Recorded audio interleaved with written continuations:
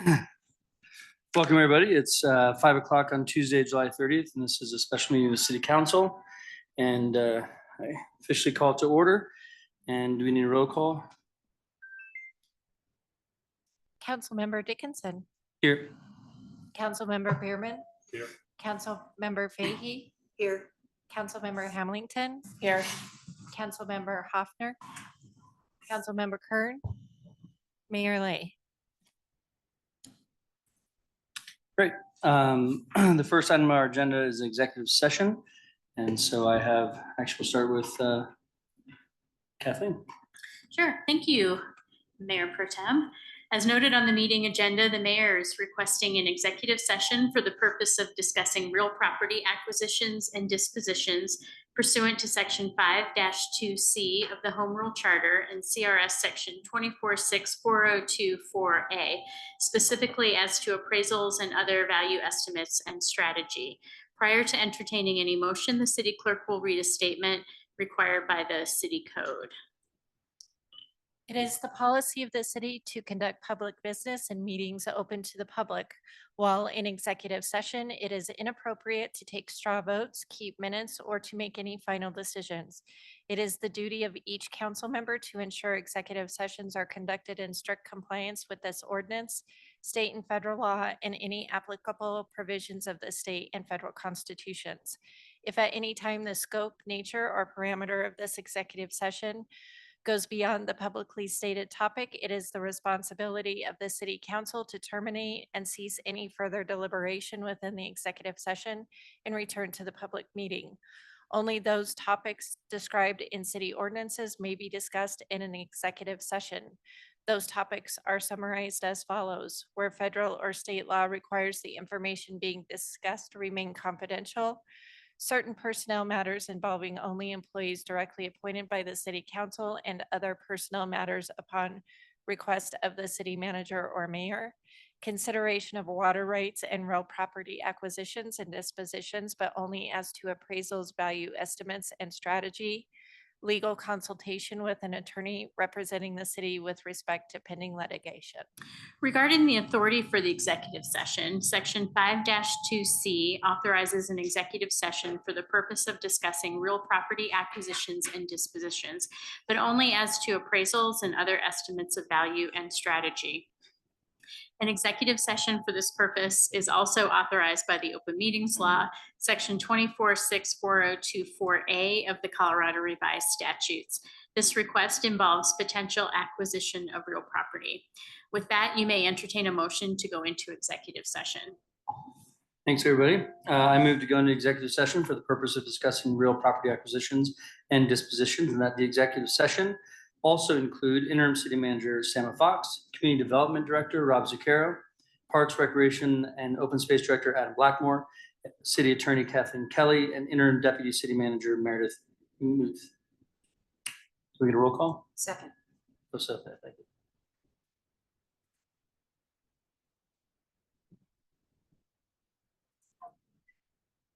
Councilwoman Fahey, Yes. Councilman Bierman, Yes.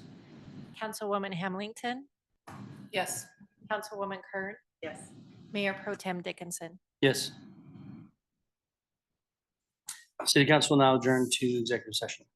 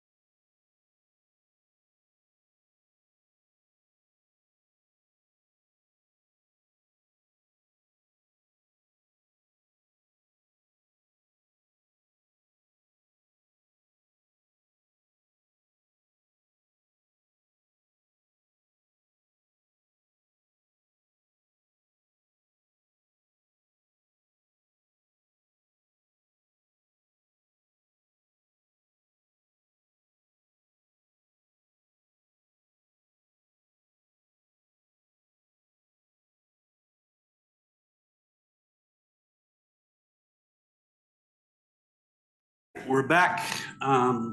City Council special meeting agenda Tuesday, July 30th, 2024. We've just been in executive session. City Attorney Kathleen Kelly has a report. Yes, thank you. Mayor and council, as noted on the meeting agenda, the executive session was for the purpose of discussing a potential real property acquisition, and the city council had such discussion. No follow-up is requested of the city council at this time. Thank you. Can I ask for a vote for approving the consent agenda? I will ask for that. So moved.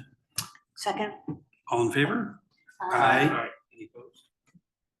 Okay, good. I'm gonna take a moment of personal privilege to announce that it's on Thursday. It's going to be the 148th anniversary of the founding of Colorado.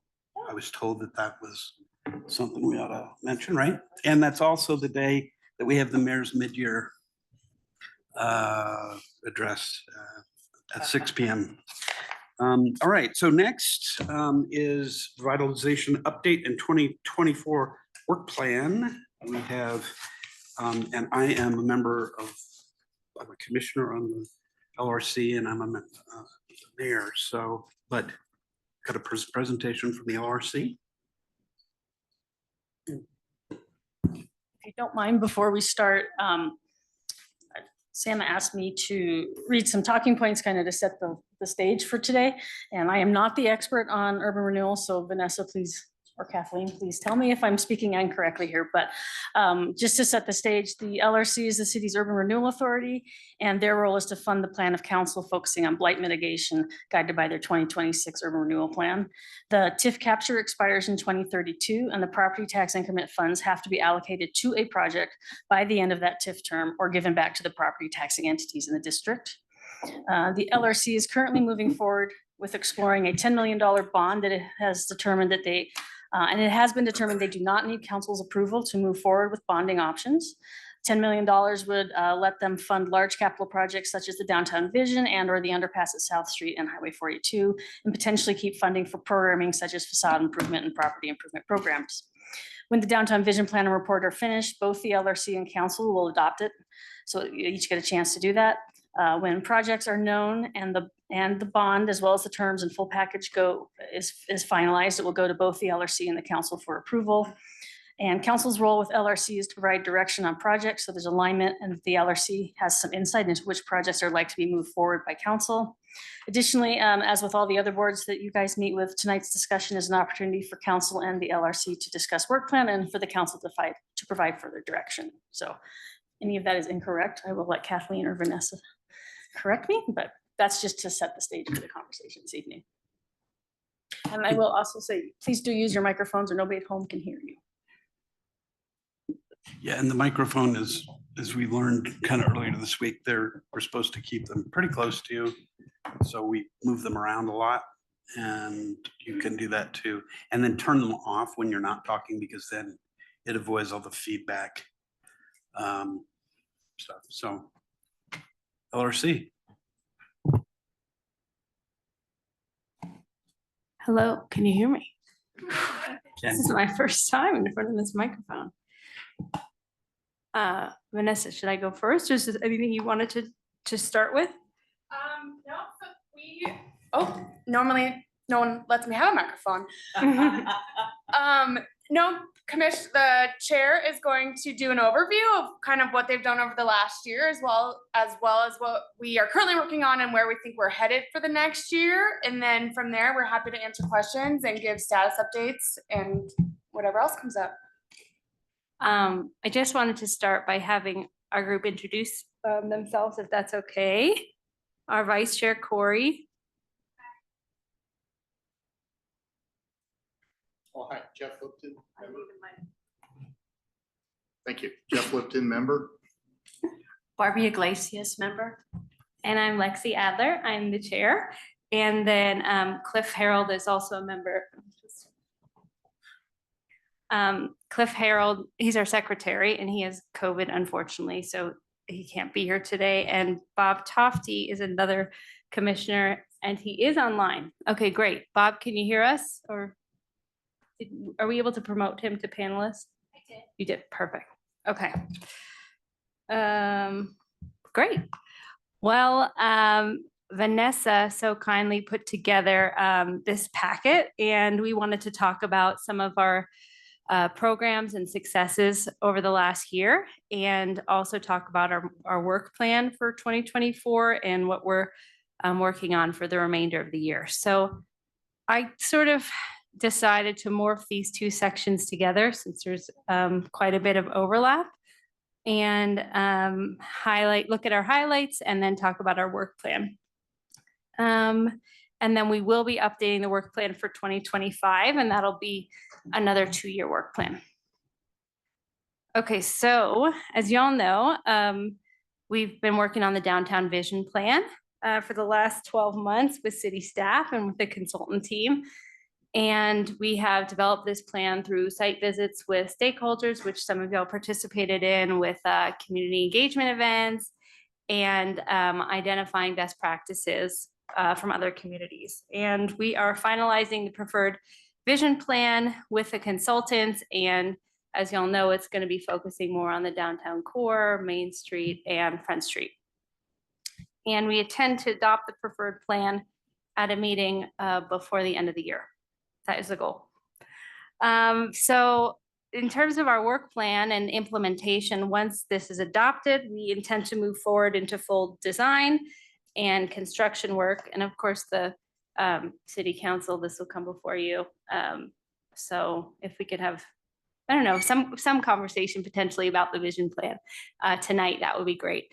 And we're hopeful that design work would be completed in the next year, and then construction beginning in 25. And what else do we want to say about this? That we're going to be engaging with the business community throughout the process and during construction periods, and providing assistance potentially to businesses during that time. And I think that having good communication is going to be really important, especially through the construction process. Anything to add about vision plan, team? No, okay. Okay, so another new program is the property improvement program.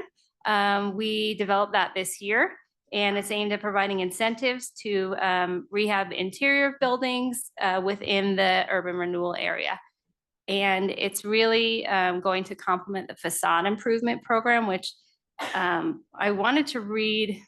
Austin pulled together some statistics about the facade program and the work that we've done pulling it over the last year. So far we've had 20, so with the program launched in 2022, we've had 21 applications and awarded $504,934.98. Worth of reimbursements. And 72% of that funding has been awarded. So this year, we have awarded $34,000. More was at 2022 and 2023. So this program has been really successful and something that we're all really proud of. And we're hoping that the property improvement program will also be as successful. Okay, my notes. Yes. Can I just get clarification on that number? It's a matching program, right? The facade improvement program? Yeah, it's a tier, oh, go ahead. It's a tiered program. So the first $15,000 is awarded, and then it becomes matching at different levels. Right, Vanessa? I don't know the exact. So the match from the applicant depends on how extensive the project is. So if it's lower than $15,000, the LRC pays for it in whole. And then the rebate gets tiered as we go higher to 50-50 cost sharing. That's great. I just want to point that you incentivize them to spend their own money as well. So there's maybe nearly $1 million put into the facades downtown. So appreciate that. Yes, and to have that initial $15,000, we felt like helped lower the barrier to entry. So that was really important to us as we launched this program, and felt like the tiered matching process worked well. And people have been really receptive to the program. And I think you've seen the benefit, downtown in the URA with the nice looking building, so. Yes, okay. So the property improvement program, again, will help assist with upgrade costs to buildings in the URA. And as we know, a lot of these buildings are older, some with historical designations, so there are high costs to upgrade. And we're hoping that this program will, possibly help reduce vacancy and increase vibrancy in the district. So we're excited to proceed with that this year. The next program that we just started working on is engaging with a consultant team from Trestle Strategy Group. This hasn't come to the commission yet for approval, but it's in the initial phases. And we're starting our work with Trestle to focus on 833 Main, the Chase Bank building. And the intention is that it'll provide the LRC and the property owner with real estate analysis, showing the redevelopment and development opportunities. And then related to our work plan in 24, we're intending to implement approve a contract with Trestle over the next year. And then our goal, big picture, is to work with the property owners in the URA who are interested to continue to work on development of some of these sites and, potentially work on these vacant properties. So this is something we're excited about to see where it can go. Another program is Old Town Skate. As you all know, last year, the LRC contributed a large amount of funding to bring the ice skating rink internal to the city. And that included purchasing of much of the capital equipment and including the state skates and funding operations. And in 2024, we continued to support Old Town Skate through the funding the operations and the electricity for the 2024-25 season. The next piece is related to bonding. As you all know, we provided direction for staff to move forward with a bond for up to $10 million of future revenues to fund large-scale capital projects in the URA. And we're still early in this process, as you all know, so we'll vote on final bond terms and amounts before the end of the year. And this is intended to use for large-scale projects again, such as the vision plan. That sounds good. Okay, and the last piece is incentives. So that's a big part of what we do. And as you know, we have a variety of programs, including the facade improvement program, now the property improvement program, direct financial assistance, public infrastructure assistance. And we are continuing and will, assess the programs and no, I misread my line. We're continuing to review applications to assess program eligibility and plan objectives and how they match with what we're looking for in terms of investment in the URA. And we'll continue to evaluate these programs. So I feel like I spoke a bit quickly, but I wanted to leave time for us to discuss. And Vanessa, what are next steps? So Lexi went through what the LRC's done over the last year and what they hope to do in the year next year.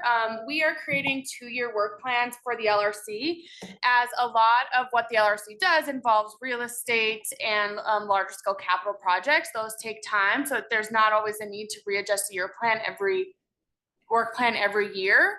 But as we've been having these conversations, as we've been exploring bond terms, the LRC has an interest in learning more from council and what your priorities are within what has been outlined in the work plan, as well as what's come up through conversations, so that as the LRC moves forward with potential bonding terms, potential allocation of funds for projects, that they're in alignment with city goals and priorities as well, so that we don't, I think the fear is we don't want to allocate funds that for like a plan that council then does not approve. And then we have to go back to the drawing board. for the TIF increment capture expires in 2032. So at that point in time, the Urban Renewal Authority will not be receiving any more money from the property tax increment. By the end of that property tax capture, the funds have to be allocated to a project. That does not necessarily mean that they have to be spent by the end, but they have to have an intended purpose. Or the LRC has to essentially return the funds to the other taxing entities within the district. And so it sounds like somewhat of a long time, but in urban renewal land, 8 years is not that long. We're at the tail end of the urban renewal district. And so I think, and Lexi, correct me if I'm wrong, but I think the commission would like to have a conversation with y'all on what your priorities lie so they can figure out marching plans forward.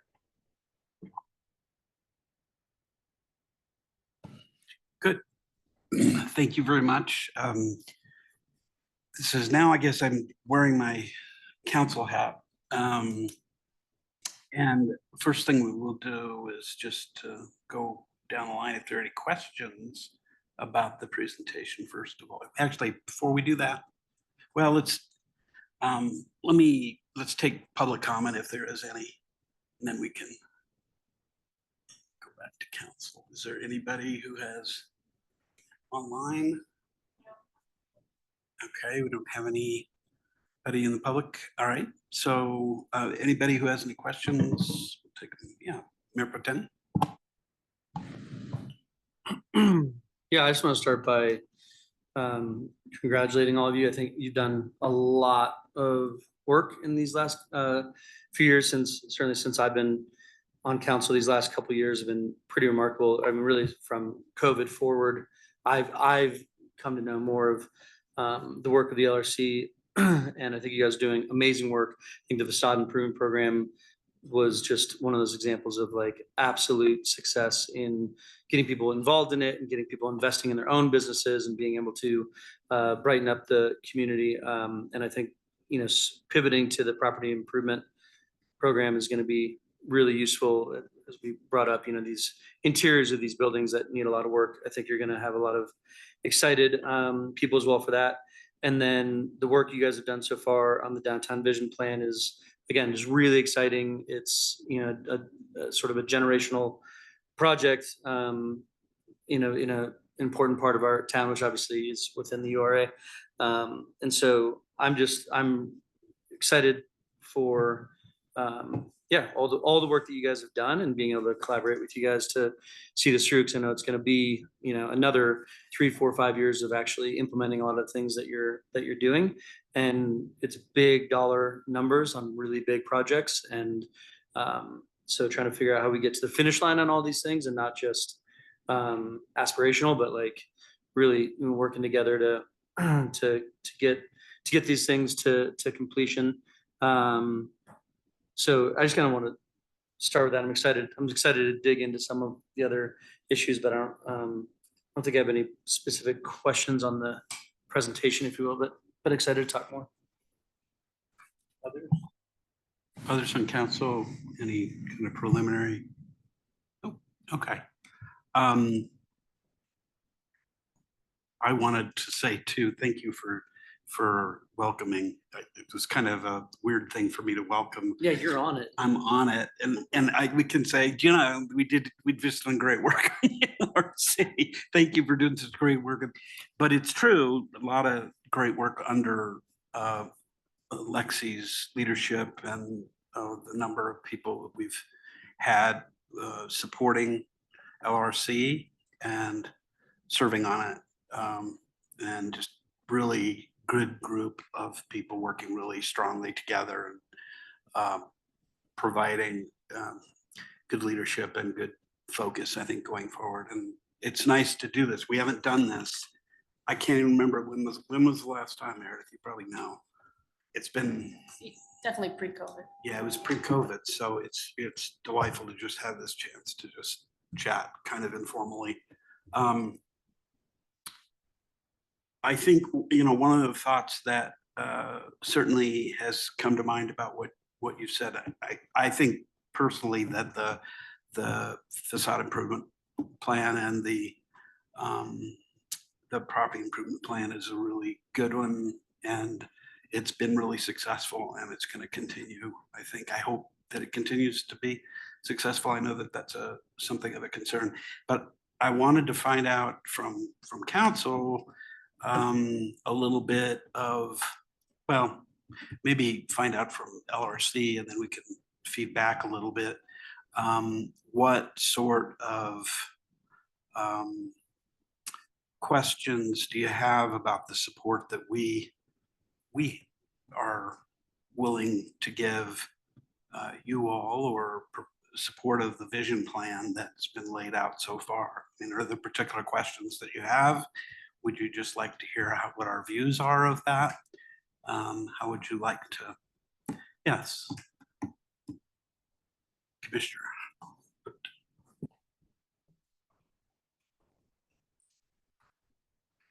Thank you, Mr. Mayor. I do have a couple of comments I'd like to share with you. And I come to this from the perspective, I was on the LRC before COVID. Actually, I've been involved with the LRC probably for 20 years at, in some capacity. The LRC right now, I think in part because it realizes it only has a certain lifespan, is really trying to do some things now that are transformational, that are going to lead to some really good revitalization in the urban renewal district. And I'll have to say the LRC had been extremely sleepy. I think that might be the most positive thing I can say over the last 20 years, in part because it just didn't have the resources.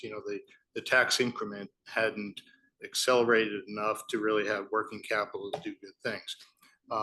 Now we are trying to do good things, and in two different ways. One is infrastructure, which I'll talk about in a few minutes, but also with the programs. We intentionally do not want to just be a debt service entity that borrows money and then retires the money through the tax increment. We actually want to be involved with programs that are going to help the business community and other property owners in the district, so that we're working side by side, the infrastructure with the programs. So, we kind of limit ourselves right now on the advice of staff to borrow only $10 million. And the rest of that money that we will derive will be used for programs and other commitments that we've had. So it's important to address them in parallel, the infrastructure and the programs. I will say, I think in all fairness, that in the past, the LRC had been frustrated by the amount of staff support that we were able to get, because we're basically a volunteer committee. And we didn't have the staff to really do the kind of things that we wanted to do or had ideas to do. Now, I'm assuming that's changing with Vanessa and Austin, and we do appreciate the work they've been doing. But we've been limited in the past in terms of the amount of staff that we've had and the focus of the staff. And we're only as good as the staff, just like city council is only as good as your staff. We have the same problem. So we need to have a high performing staff that's, kind of leading the charge on this and doing the kind of work that we need done to bring decisions to us so that we can give feedback and direction.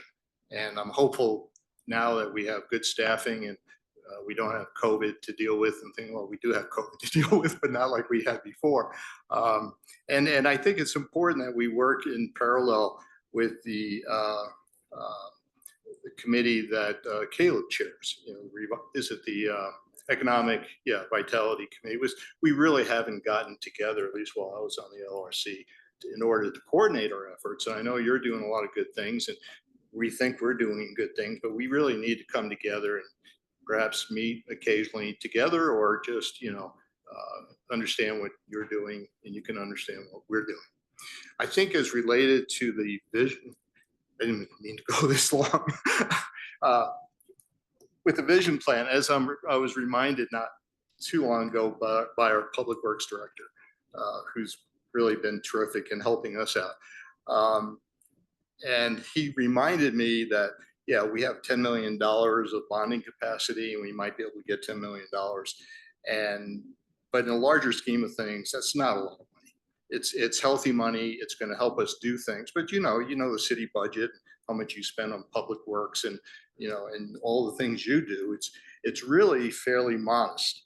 And we have to be very deliberate in terms of how we program that $10 million to get the highest value, the highest return for the community and the district. And, when you're dealing with infrastructure, concrete, steel, all the stuff that we deal, this stuff's very expensive and you really can't go too far with $10 million, as I'm reminded.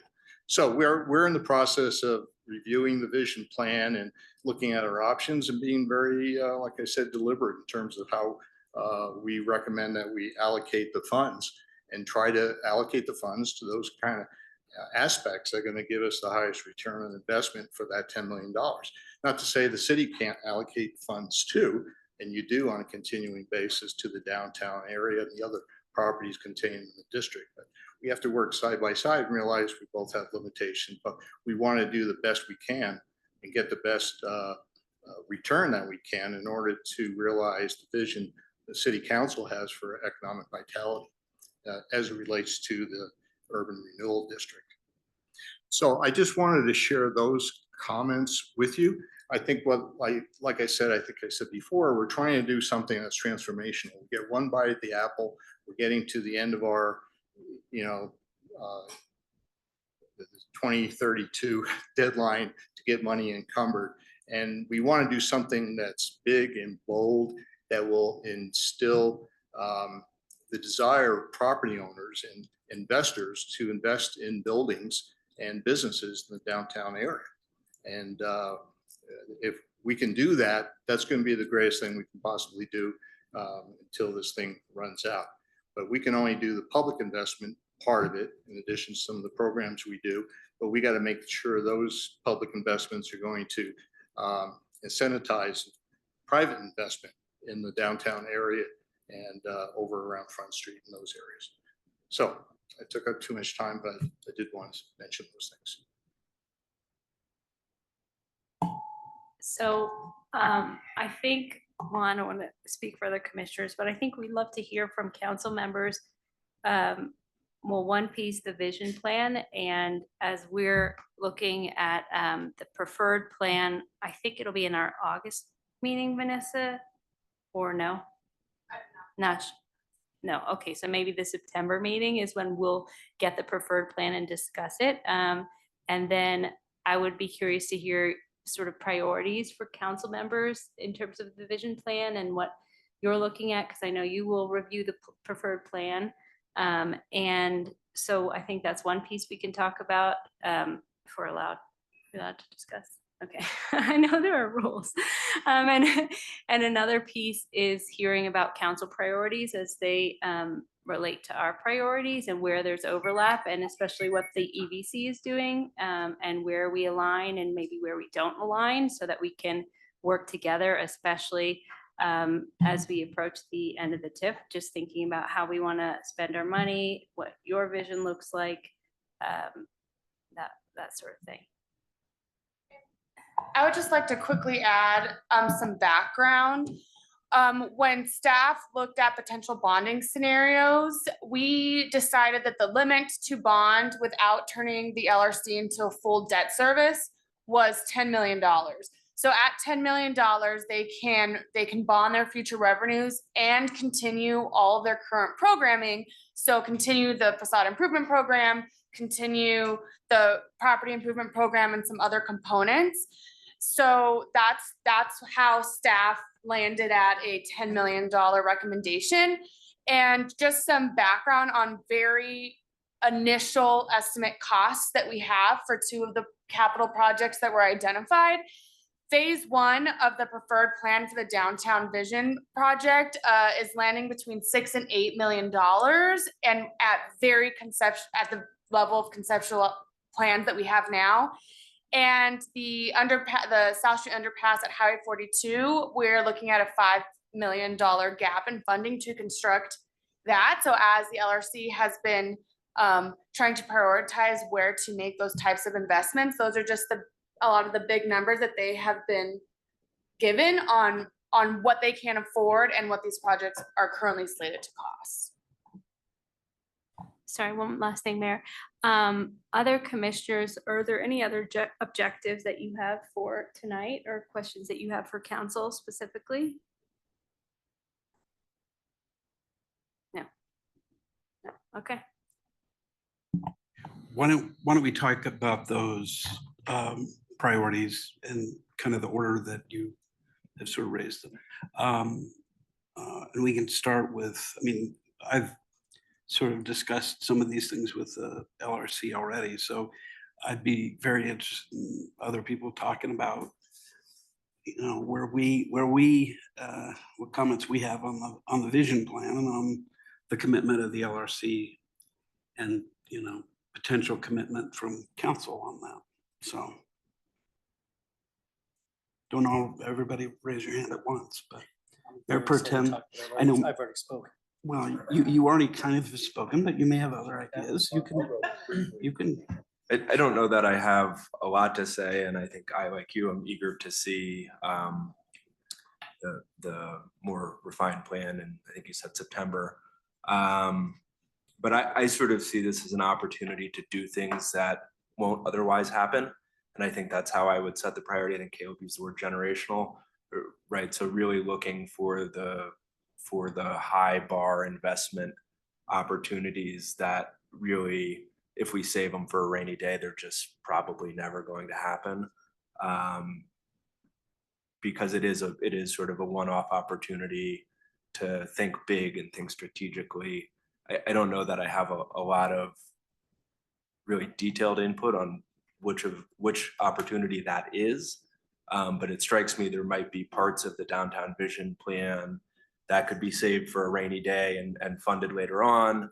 But that there are big sort of building block pieces that if we don't do them with this money, it will be hard to come back and do them later. So that's at least the frame I would think about it in, but others might have more detailed thoughts. Yes, Councilmember Fahey. I agree with what Dietrich just said. I think it's really important to prioritize what the LRC funds and timeline for doing that. I think it would also be beneficial to have a joint meeting with the Economic Vitality Committee and kind of see how we can work together to come up with the ideas, the priorities. I agree that putting something off because we don't have the money for it, but it would be a long-term project. I would like to get things done. And if there's some small thing that can be postponed for a couple of years while we do the big thing, I would be willing to do that.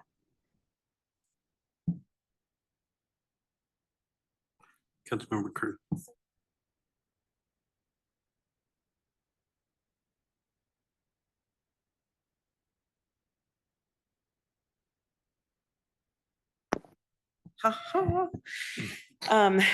I was like, why can't I be heard? Everybody always hears me.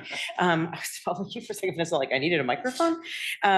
So are you suggesting that the LRC not take the recommendation of the staff and instead spend more than the 10 million? So give up some of the current projects that we were just stating, like take some of the smaller things and put them aside for the big expensive stuff? That's what you said, right? No. Okay. There. I learned. No, I don't think that they should get more money. I'm just saying that the priorities for using that money should go to the things that can't be postponed easily.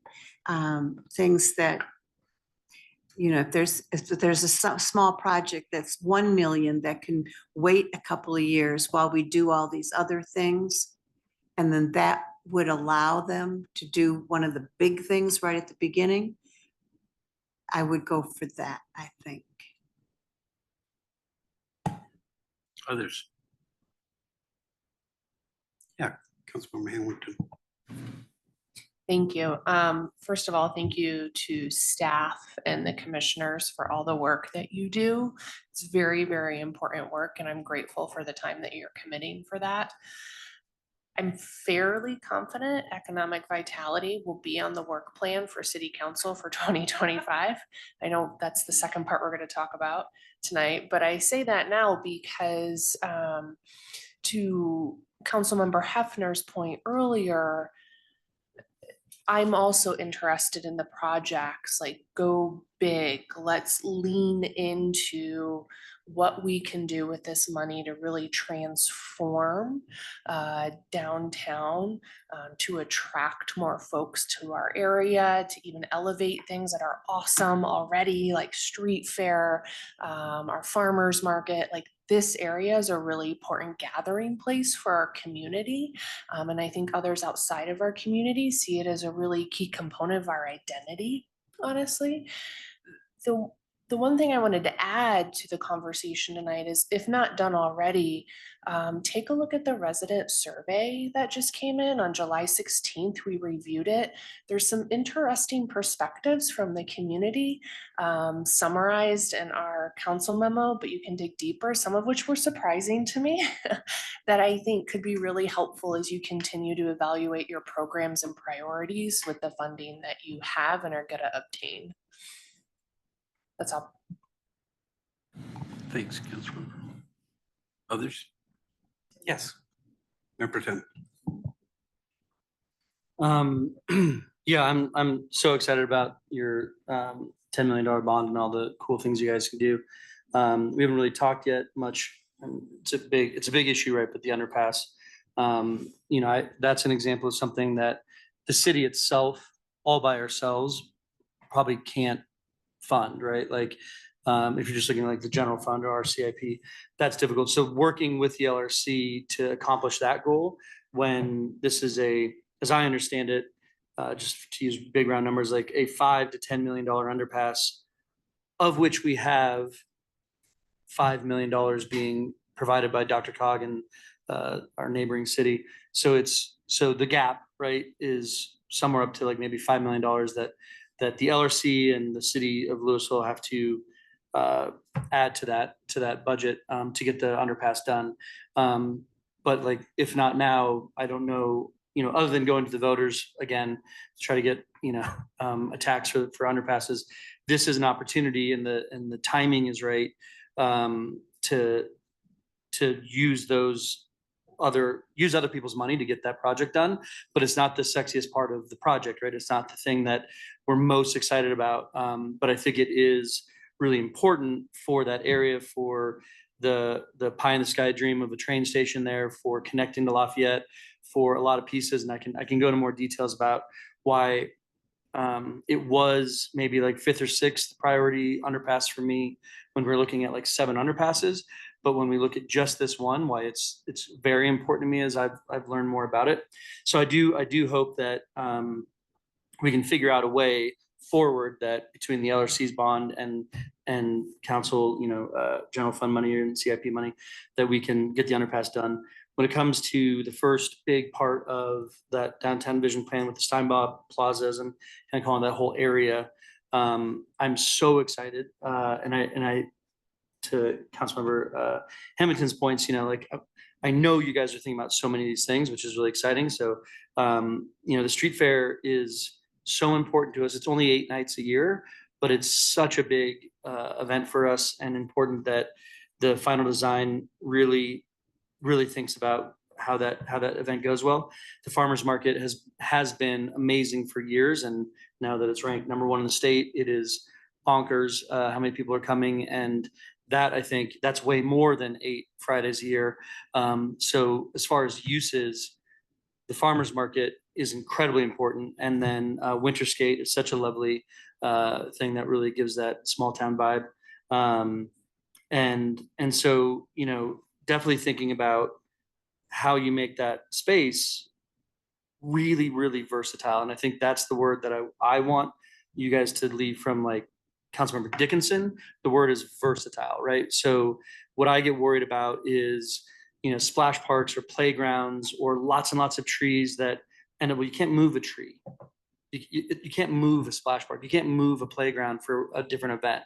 So if you get too much that's rigid, that can't be totally flexibly changed, I would worry about some of those design elements of just really being able to have a blank canvas for those events I talked about, and like, you know, art fairs and things that we don't host as often, and library. So I think you need shade. I think you need public restrooms. I think you need a much, much better stage. And I think, you know, I'm excited to see what of those things come through. And having looked at a lot of the plans, I know these things are being considered, and the 360-day calendar is being considered. 365 is being considered. Is it 6 this year? Appreciate it. So just keeping all that in mind. But again, to kind of wrap up my thoughts on that, the word versatility, I don't want us to be in a situation like, oh, well, I guess we have to put the skating rink here because it's the only way it fits now. Or, you know, I just want to make sure we're really being thoughtful about that. And then I know that signage is sort of maybe the low dollar, relatively speaking, the low dollar project that may get kind of pushed to the back because it's not. But I think that's so important to get people parking in the right spots, knowing where to go, knowing how to get places, knowing how to utilize our downtown. So I think that wayfinding and signage is incredibly important to the image of Louisville and people's enjoyment when they visit. So those are my main thoughts on those things. And I think that over time, we don't have to spend all $10 million in year one, right? So over time, hopefully over these next 4 or 5 years, we're able to build all this stuff out and getting to Main Street and the trees and the crossings and things that you're considering at that level too. But yeah, so really excited to keep collaborating on how to get it all forward. And I hope that, and I think, you know, I don't go to your LRC meetings, and I know sometimes there's a little bit of like, whose money is this and who gets to decide who spends whose money. And the way I look at it is like, we are trying to figure out how to spend money appropriately to get to the goals we want to get to. And this is all happening in your area. So of course it's appropriate to be using LRC money for these really cool projects in the URA, but it's not that piggy bank. It's not us telling you what to do with it. You guys are leading the charge, and you guys are doing really cool things. And we just want to make sure we get to the finish line on all of it. And we have to make some really tough decisions this year on budget. But like I said, this is a 5, 6, 7, 8, 10-year project, right? So there's going to be lots of opportunities to do cool things over time. But I love the vision and I love the progress. Please, Corey. Well, I'm so glad we're kind of discussing all of this, really. But I think one point that comes up a lot for us on the LRC is, so we've bonded for $10 million. We have 2 large projects that we're looking at. One that's at like 15% design that's already $8 million, probably going to be closer to 10 or 12. And then one that is at 60% design that has a $5 million gap. So our question is, and we have yet to make a decision about how that $10 million is allocated, but if we do decide to split that amount, to Jeff's point, like really being intentional and deliberate about how we invest those dollars, if there is a gap, is the city going to step in and fill that? Because we literally we have only a certain amount of money before this sunsets. And so I think that's one question that keeps bubbling up for us is, well, if we fund this at $5 million and we only have $5 million left, we don't want to do there's only a crass word that's coming up for me right now, so I'm trying to avoid it. Oh, we it's don't all want right. to You do a can use it. mediocre job at something that we know can have a really big impact in our community. So we'd rather go big and do it right the first time than having to, you know, hold back on something that could be really impactful. So I guess that's my question is, in these big projects, if there's gaps in funding, where does that come from?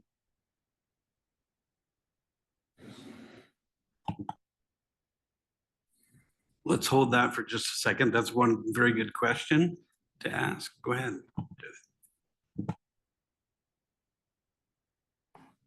Thanks. Yeah, I mean, I agree with what Corey is saying, and I don't want you to think that, you know, we're gonna have $10 million and then we're gonna have money later to put into this. I mean, $10 million is what we're gonna have.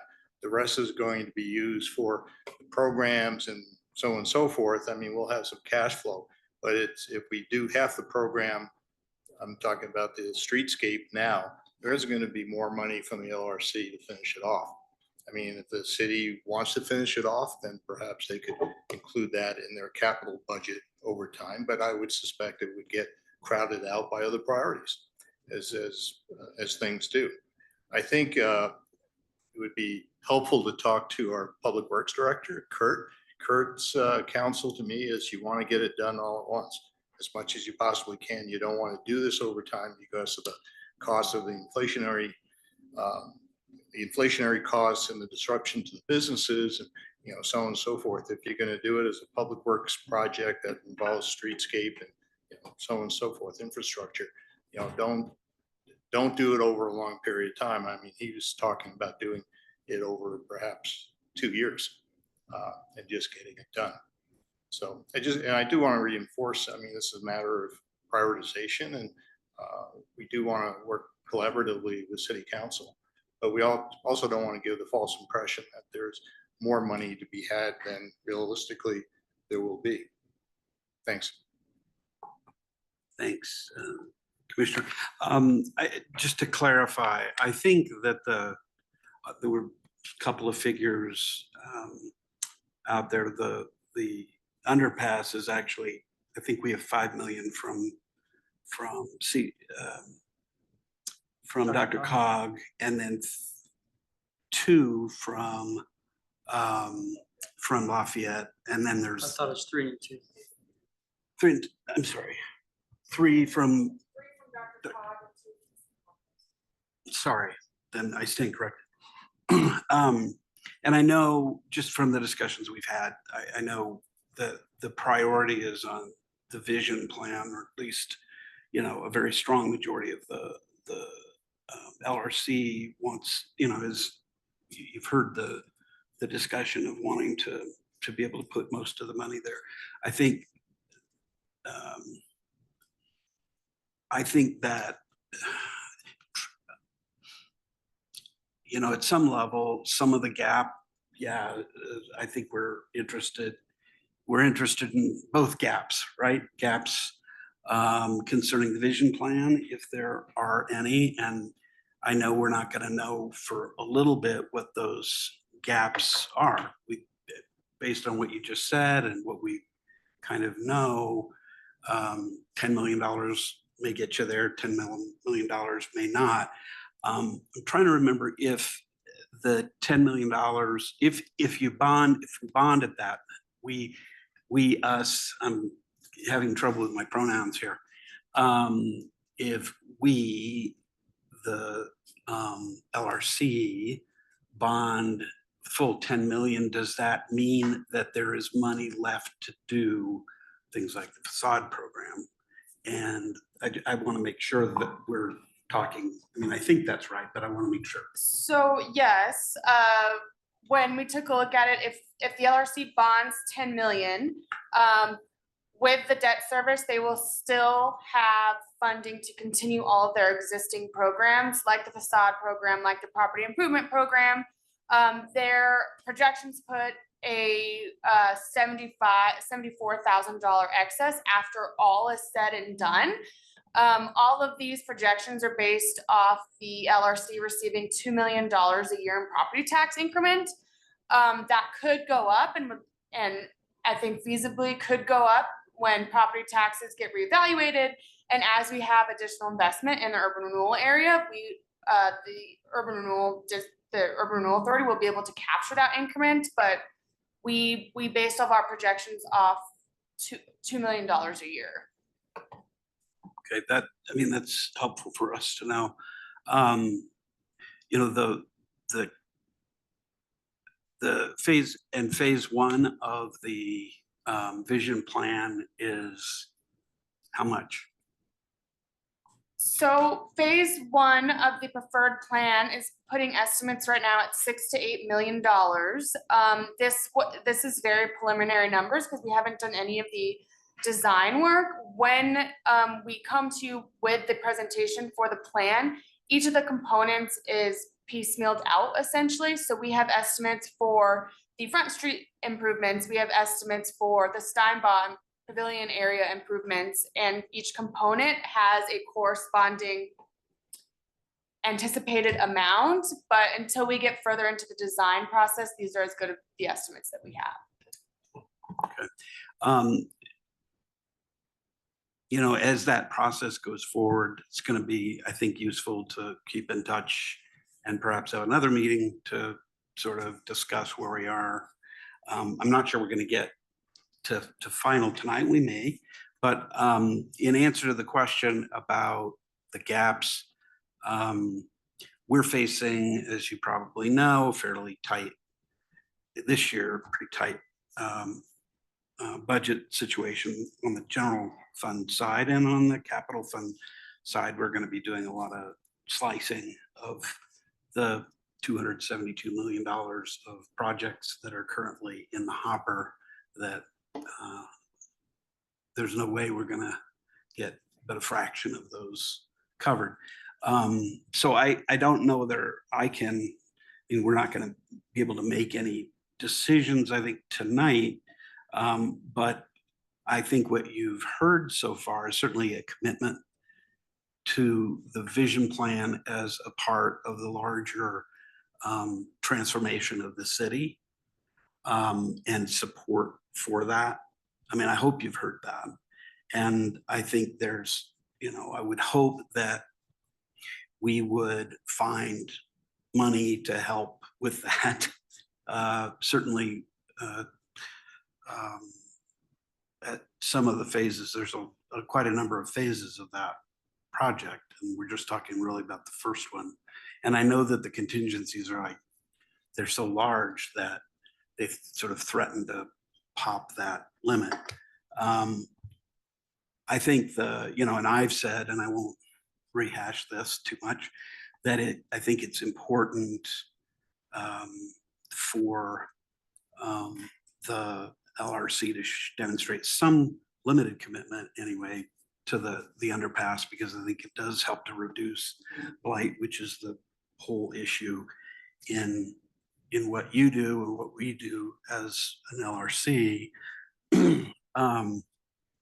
And that's time sensitive too, right? Because it's either going to get built or it's not. And if it doesn't get built, we have a problem in having to turn money back to Dr. Cog, which we obviously don't want to do. And I know from our last LRC meeting that there is consensus not to provide a full $3 million to that project, and maybe a lot less. It would be nice to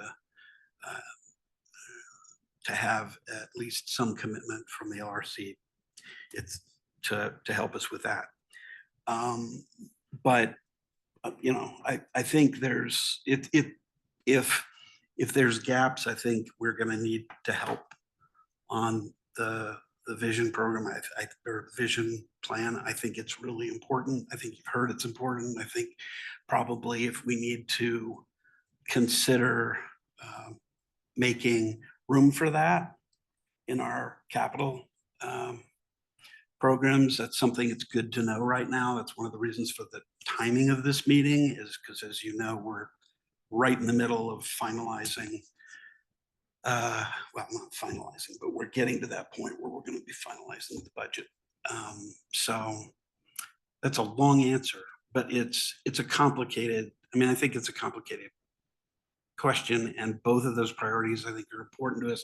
Other council members should chime in on that. They may differ in what I've said. Yes, Councilmember Bierman. I think I agree. I think, we've got this bucket of money, between Dr. Cog and Lafayette that we don't want to lose, right? That's a big number, right? And I always feel like we should have skin in the game, right? If Lafayette's willing to put up $2 million, without committing our funds, I mean, we should have some contribution from the city to close that gap. That shouldn't all be on our LRC. And I think that's why there's such a focus on the underpass, is because we've got this bucket of money. I think if that weren't the case, I think we would all likely agree that we want to focus on Front and Main Street, right? And I wish we had more money in the coffers, right? This is why I think economic vitality is so important to this town, right? Because then we don't have to make hard decisions. But again, I reiterate everyone's comments. Love what you guys have, come up with. Love the work that you put in. I want to start, not only as a council member, but as a resident, start to see some of this stuff to come to fruition, right? Just want to see some activity, and hopefully we can get, when I hear a year of, planning, I'm like, oh man, before we even start construction, it's like, can't we do something? I feel like you got a pretty good plan in that, engage Louisville, but that's a story for another day. But I know it takes more than that, but it just, the time it takes for things to get done is crazy in my estimation. But I think the city should contribute to the gaps, whatever that number is. We should do it. Other comments? Councilmember Hefner. Yeah, I think you covered this, Mayor, but I'll just say again, I mean, we're in an incredibly difficult 2-year budget situation, and the chance of finding an additional $2, $3, $4, $5 million for an underpass or to close a gap, I think will be extraordinarily difficult, if not impossible. I share everyone's view that these are hugely important priorities, but we have many other hugely important priorities in our hopper. And it is difficult for me to see, at least based on the rough numbers that we're talking about, where we would find that money without going to the voters or having some new funding source that we don't have, or at least that we didn't talk about at our budget retreat, because where we stand right now, we're already talking about significant cuts to existing programs and services. Mayor Pro Tem. I hit the red button. Yeah, I think one piece there, right, is there's no way out of the general fund, right? But we barely scratch the surface of the capital fund, which is where we would likely be coming out. So it's still the same problem. We have lots of projects in the capital plans that are going to ask for millions and millions of dollars. But I mean, we talked one of those things of like, putting a little less money towards street paving frees up some money for other things, but doesn't help the general fund, but it does help something like this, right? So not to get too far ahead of ourselves, but I would vote to bring the streets down to a 70 to get the Steinbach Plaza finished. If like that's the, when we're trying to put two things up against each other and where do we want to put this money? So the problem, Corey, is like, absolutely, like we can't make a promise today that we can spend X dollars, X year, right? Like it's kind of like an impossibility to make that promise. And no one person can make that promise because we're a group of 7, right? But I hope that, if you look at our conversation about our work plan for 2025, like one of the number one things is economic vitality, and your downtown vision plan was mentioned by all 7 city council members as one of our top priorities. So like that should help answer that question. Like we find this to be incredibly important. So just like you guys, I think we're really excited about seeing this to fruition. And so I think, wanting to have it all, but I think you have a supportive council in getting to the finish line. Thank you. I was actually going to agree with Corey. I think, like you said, the 6 to 8 that's forecasted now, and we're talking about just for phase 1. With everything I've seen at the meetings, I don't see where that's going to land at 6. I would love to say, it'd be a great idea if you set a budget for 8 for the downtown vision plan and you left 2 for the underpass, because it's really a component of it in the long term. Maybe not in the next 3 years, but in the next like 8 to 10 or more. It's a huge component of how we grow, how we work with our neighboring communities to encourage them to spend more money in this community, right? Right now, I think we have the opposite problem. I mean, I think we've all experienced that. And so bringing more of that in, finding unique and creative ways to do that. So that would be my only thing is, because I'm like, we look at the numbers, and this is like a really tight and brutal budget year. But I would also say that because it is, that should remind us of how important it is that the businesses get more business. Without them thriving, we will continue to have tight budget years. So I would defer to you in the business community, right? If you see certain things in this plan that are more important to spend on and than others, like if 3 million in getting rid of sidewalks or getting rid of the curb doesn't really increase your business, but seating outside of a store so somebody can like pop in and somebody waits for them, that brings you more business. Spend the money where it will get you the biggest return on your investment. Don't just keep spending to spend.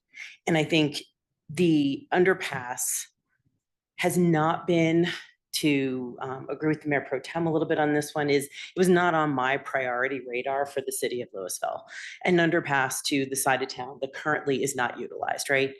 But when everybody kept showing to me the long-term vision plan for Louisville, for Lafayette, for e-bikes, for pathways, to how to bring money into our community, it seems like a safe way to do that as well, because we're also facing, not to layer all of the problems we hear on you, but this is another element, right? The safety factor of crossing a major road like Highway 42. An underpass changes that. We already saw that, on the north side. You put an underpass in and it revolutionizes how people can safely pass from one place to another. They will come into town because they can do it. If you guys can find a way to give a little bit of money toward that underpass, I think there are probably things we can convince other community members we do need to do without, for the sake of growing the prosperity of the city of Louisville over the next 8 to 10 years.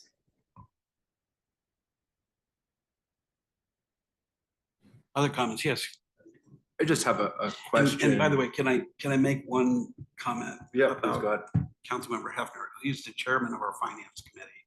You may or may not know that, but that's one of the reasons he's kind of one of the budget hawks right now, or the tips of the spear. Yeah, and I'm about to reveal my ignorance as the chair, which is Caleb made a good point about the CIP program. Right now, there's money in the $272 million that we have to whittle down. There is money in that for the underpass. I assume the money we're talking about is additional to what's in CIP right now. Does anybody know the answer to that? That is correct. I think there is, if I'm remembering correctly, for this underpass, I checked it just the other day. We should have it in our last LRC meeting. I thought there were like $800,000 in, that was an item. Yeah, would that did it, 800. So that it gets us a little bit of the way, but not. So that's already sort of a little bit of gap filling. Yes. I think that this is a question better directed towards the Public Works Director, but in the presentation that was given to the LRC a couple weeks ago, he said there was $800,000 budgeted towards design, right-of-way, and utility conflicts for the underpass. Got it. That's helpful.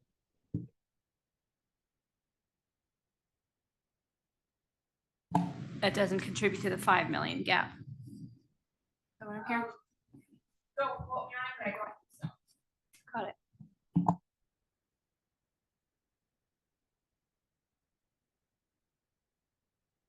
Other comments? Let's one more, and then I want to actually go back to LRC and ask for some feedback. I actually just wanted to pile on to the signage comment. We need that throughout the city, and if you guys can help find a way to get that going for the downtown area. Right now, as you're coming to Louisville, you don't even know you've hit Louisville. So unless you've got a great GPS or you've been here before, if you're new, you're like, where do I turn? Where do I park? I mean, even I, some days, if I'm tired out, I'm like, oh, I missed my turn, got to go back and turn around again. So yeah, I mean, parking at Tappan Garden and then walking the underpass is so useful. And I often forget that I have that even ability because there's just not enough to remind me of it. Yeah, I will say that wayfinding signage is very, very important to us. We did work on that, well, preliminarily a couple years ago, and that failed. So we're back at it again, and it is very important to us. And it's not super expensive either, which is helpful. So yes. Okay, thoughts from LRC members? Other LRC members?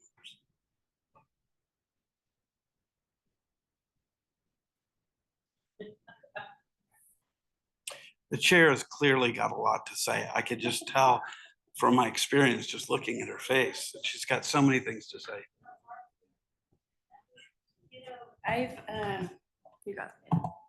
I've been on both sides and I like hearing what the city council has to say.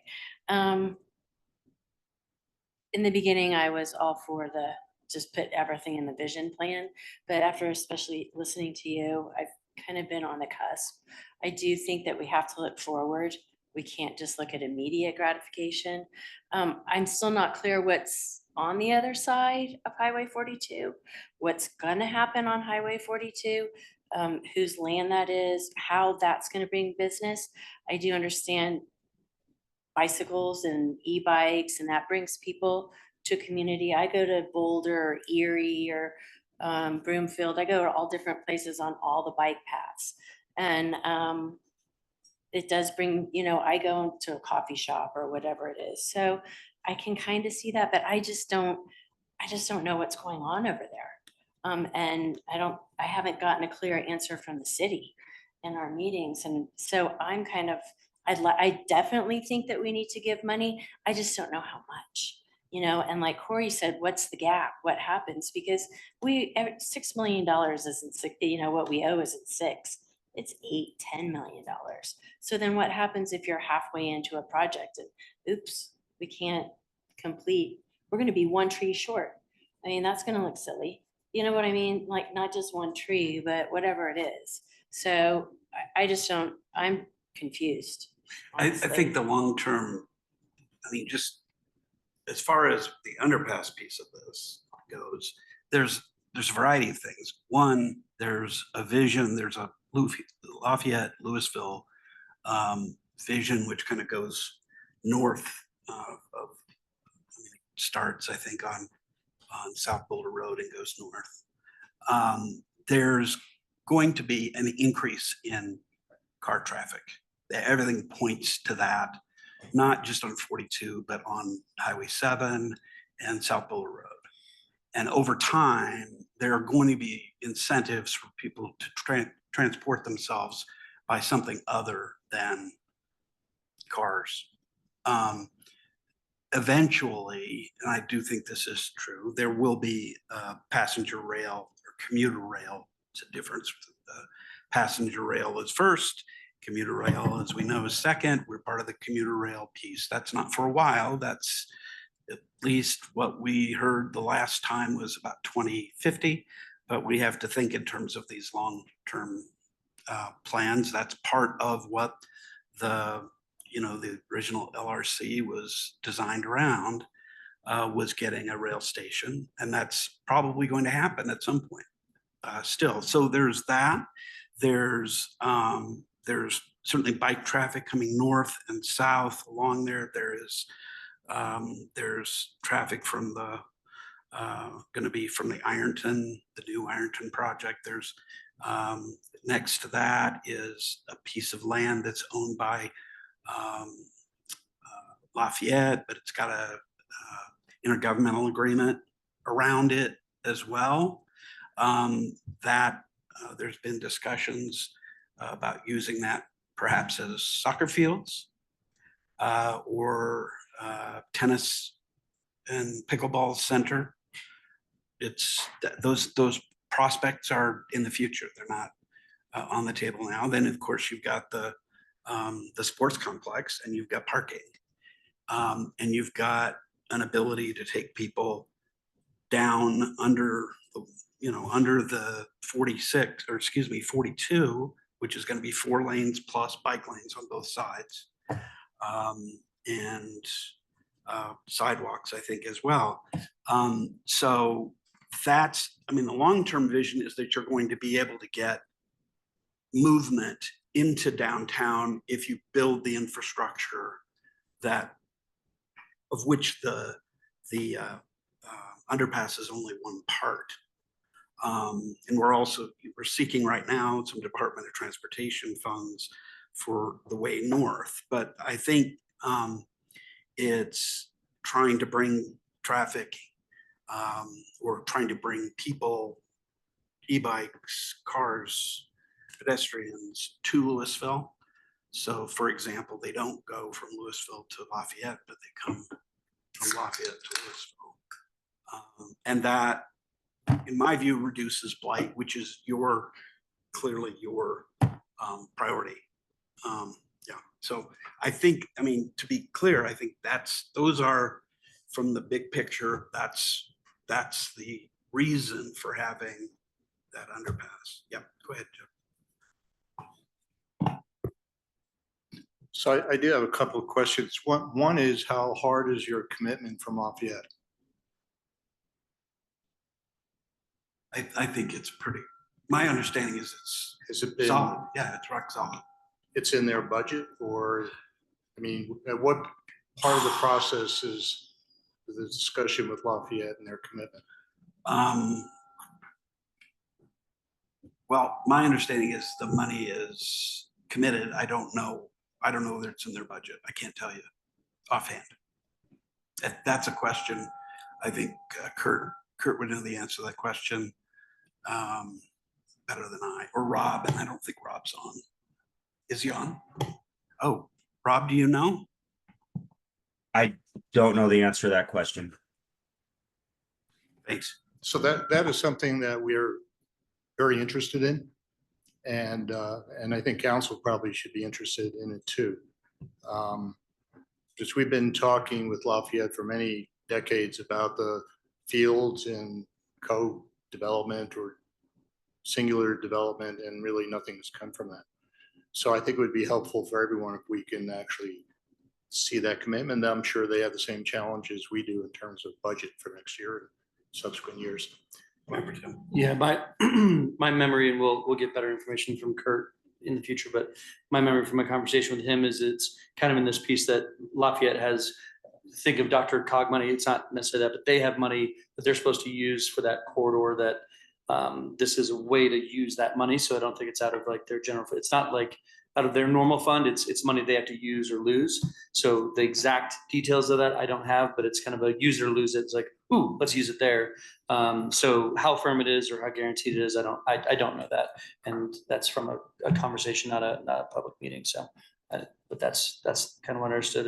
And to pile on the need for it, I mean, I think, you know, you can kind of giggle at it, but I think there is a point in time where there is commuter rail and you can picture someone coming to that area. Like that station is only going to exist if it's like a Louisville Lafayette station. Louisville is a very small town, but if it's really considered like the Louisville Lafayette stop and Lafayette's invested in it, and that underpass right at that spot creates a natural sort of connection between our communities and a shared ballpark and and again, Ironton being a very cool project people are excited about on the other side of 42, on the east side of 42, and the corridor, a regional bike trail on the east side of 42. It's just all kind of points to that nice thing. And as the mayor pointed out, once we're done, like once we say, no, thank you, take your money back, Dr. Cog, take your money back, Lafayette, and we do Highway 42 and it's 4 lanes and it's got the sidewalks and we do all that, and then we want to put an underpass underneath it, it's $20 million. Like it'll be undoable 10 years from now. And so it's weird, but it's like, this is the cheapest moment we'll ever have to build that underpass. And again, it's a weird thing. Like 2 years ago, like, I don't know if you really need the underpass. So I've come full circle on this particular underpass. And I wish that the tax would have passed several years ago to get more for safe crossings in other places. But yeah, I'm a convert for this particular one, and I'm excited to get both this and the vision plan. I don't think they're mutually exclusive. I think it's just working together to pool our funds in a way that gets it done. So if I could follow up, Highway 42 will be 4-lane, and CDOT and others will be doing that project. So does that all make sense to put the underpass in while they're doing all that work? What's the advantage of doing this now and then having them tie up, tear up the highway, whenever that happens? And then, even with RTD, if they're going to put, give us a train, are they going to be funding improvements for parking and other accessories necessary for their station? Rob, I'm gonna ask if you have any input on this.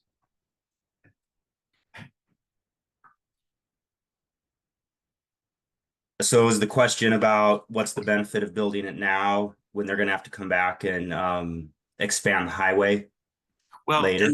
and maybe even more fundamentally, I thought the implication was that CDOT is handling the 42 rebuilding, and it's a joint project of a whole, there's a lot of hands in that, including ours. Yeah, Lafayette, CDOT, and Louisville. I really, I think we probably need Kurt to really dive deep into this. I mean, Public Works is managing that project. If we put the underpass in now, we would put it in so that it could accommodate the full 4-lane road construction and everything else, of course. Would there be a cost implication to do it ahead of reconstructing the highway? I don't know. Certainly we'd want to minimize that any way we could by putting it in ahead. But I think if we really want to dive deep into understanding that, we should get the Public Works folks in the room and to understand that. Yeah. Thanks, Rob. Does that help a little bit? Rob is always helpful. Well, I think it's a good question that you all should look into to determine what the best timing of this would be, and not to do something that then, just throw away money later on. Get the economies of scale from mobilization and construction by doing it at the right time. It's notwithstanding, setting aside funds from whatever pots to do it. And then the RTD question, I mean, that's a question I think down the road, if we ever get the train service, what kind of commitments are they making to some of the things that they'll need to make that successful? Yeah, I think we already know that RTD's commitment to the commuter rail is limited. The money that, as I understand it from the discussions that we've had, and they've had with us and they've had with the Department of Transportation, their commitment, RTD's commitment, which is of course something that we are all right now supporting with our tax dollars, is to make their Denver area rail network available for the trains that use it. And that's something more than they're doing right now, apparently. But the money that's going to fund commuter rail to us is more likely going to come from the U.S. Department of Transportation and additional infrastructure funds that have partially been spent, but which, we only hope are going to continue to flow to Colorado. But that's a contingency that'll be hard to predict.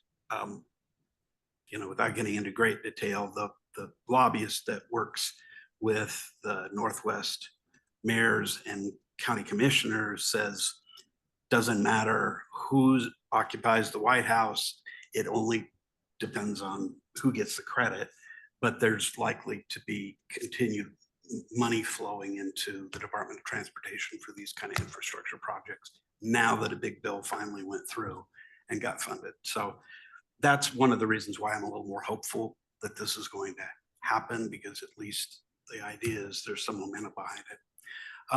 Anyway, on vision, let's get back to the vision plan, because I know that's something that's really critically important for all of us, and we spent a lot of time here on the underpass, which is important but not as much of a priority for each of us is. I just have one more question. I'm Please. sorry to go back to the underpass, but, you know, I'm thinking about our numbers a lot and the phase one vision plan number with contingency that I'm looking at is 9.6 million. So I'm trying to understand, and, you know, I understand that it's at 5 to 10% design maybe, but so it's a wide variety, right? But, and then, you know, we're having a special meeting, LRC is having a special meeting next week to talk about the budget specifically and exactly how much we want to bond. We're gonna look at the budget again, if, you know, 10 million is still realistic. And then also how we want to allocate that funding. So I guess I'm still not clear, like, let's say we have a conversation, I'm hearing your feedback about the underpass and the importance of it. And we feel like maybe we could make a modest contribution, which is what we talked about at our last meeting. What was the consensus? And maybe like I don't want to put a number on it, but maybe like 1 to 2 million or something. I guess I don't understand, where does that 3 or 4 million come from? Are there other grant opportunities?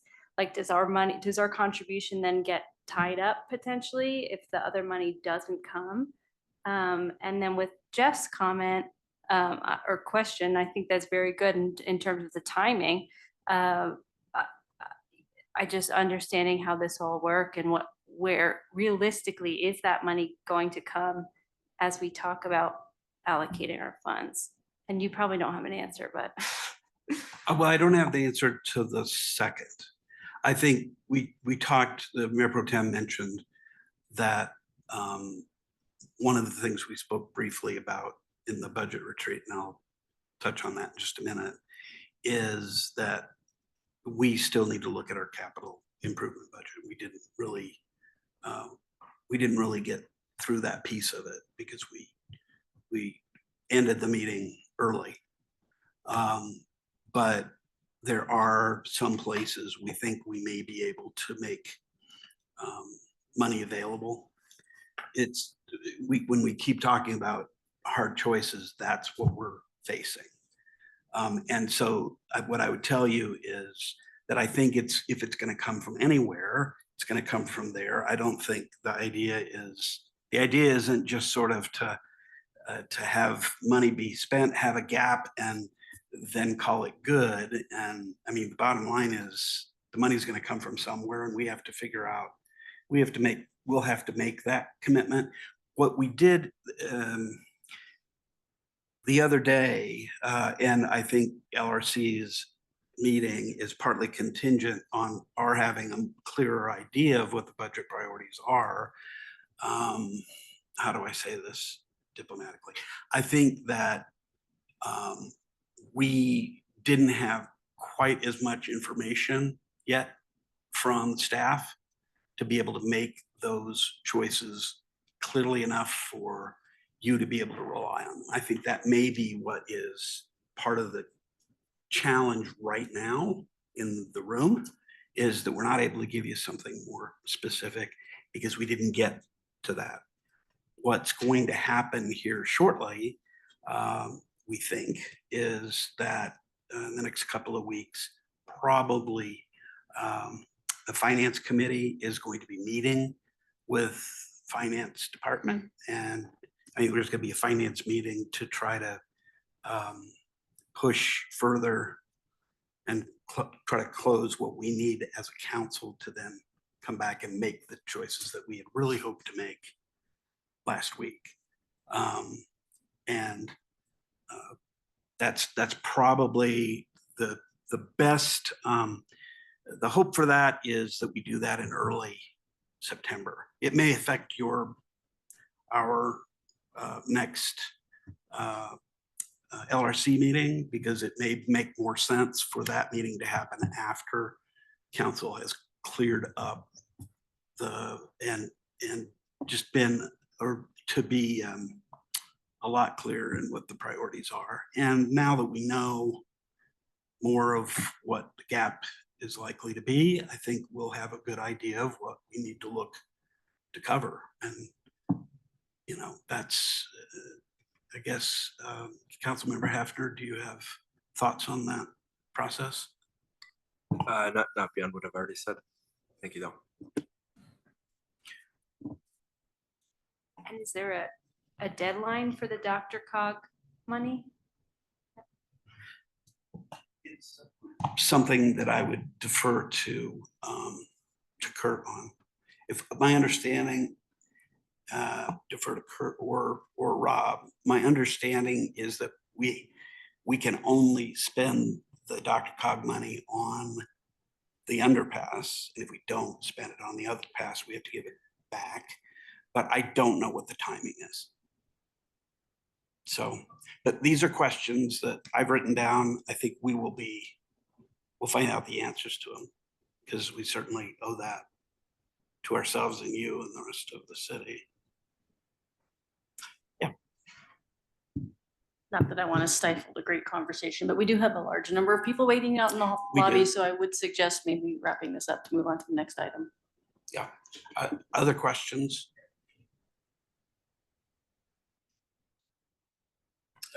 Councilmember Hammond. Not a question, but a comment. I think our LRC members have been asking some really great questions tonight, and I too am interested in the answers to those questions. While I certainly don't want to have to give back money that has been committed towards the underpass, I think it's a question for us to ask ourselves. Would the citizens of Louisville rather have the downtown vision plan look a certain way, or have $1 million or $2 million of that taken away to go to an underpass? I don't know the answer to that question right now, and I think we need to investigate this further to figure that out, because the downtown vision plan is a tangible change that people can see, and it can bring more business downtown. I'm not saying the underpass isn't. I just need to see more information before I think we can confidently, in my view, ask them to divert dollars away from that project to an underpass project. Very good point. Other comments? Yeah. Thank you. I appreciate you saying that. And I also heard the comments of go big on the vision plan. And so that, so it all has to be weighed. And, you know, we do see the real true economic impact of the vision plan on the community. And this is something that, you know, we've been working towards for a while. So just a lot of things to think about, and would be helpful to have, you know, answers to some of these other questions too. I wish we had more certainty for you. I mean, I really do. And I had hoped we had lined these meetings up with the idea that we'd have the budget retreat, we have a meeting with you, and you could have the meeting concerning what the budget numbers were, and we would continue to whittle down. We've just been hobbled a little bit. And we've had, as everybody knows, some unexpected changes that have occurred that have had some impact on our scheduling as well. Yes. Thank you. So the last downtown vision plan public engagement that I attended, it was the first time that kind of dollar signs had been put on the project, and it was a really small board among lots of others, and I noticed a lot of people were missing it. But when people, and the print was really small, so you couldn't be two people deep and read it. So, but the interesting comments I heard were, that's how much? Oh, I know I would want that, but that's what price? So I would say, before we say like, go big, is be thoughtful with the size or where you spend the money. Because again, the residents were, to your point on like what they would like to see or what they would like to have spent on, they were shocked at what they had to give up in the plan to get something else for those dollars. And since it was the first time anybody in the public had seen those numbers, I would just recommend that you guys revisit that with the community, if what you're looking for is community engagement on the plan, to really decide, and the business owners too, you know, for them to like I mentioned before, to recognize to them where they think the best return comes for them, for the businesses in town, not just to make it look pretty or for somebody to like take a walk with their dog, but for people to spend money in our community. Thanks. Thank you for working with us. Thank you for collaborating with us. And I know it's just beginning on this, and I'm really looking forward to what you're going to get in the next step of the vision plan. And I know we will be too, because that's a very, very important project to all of us. And thanks again for all you do. All right. Why don't we, I don't know that we need to take a break. But we'll let you guys go unless you really would like to stay, and you're welcome to stay. Thanks again.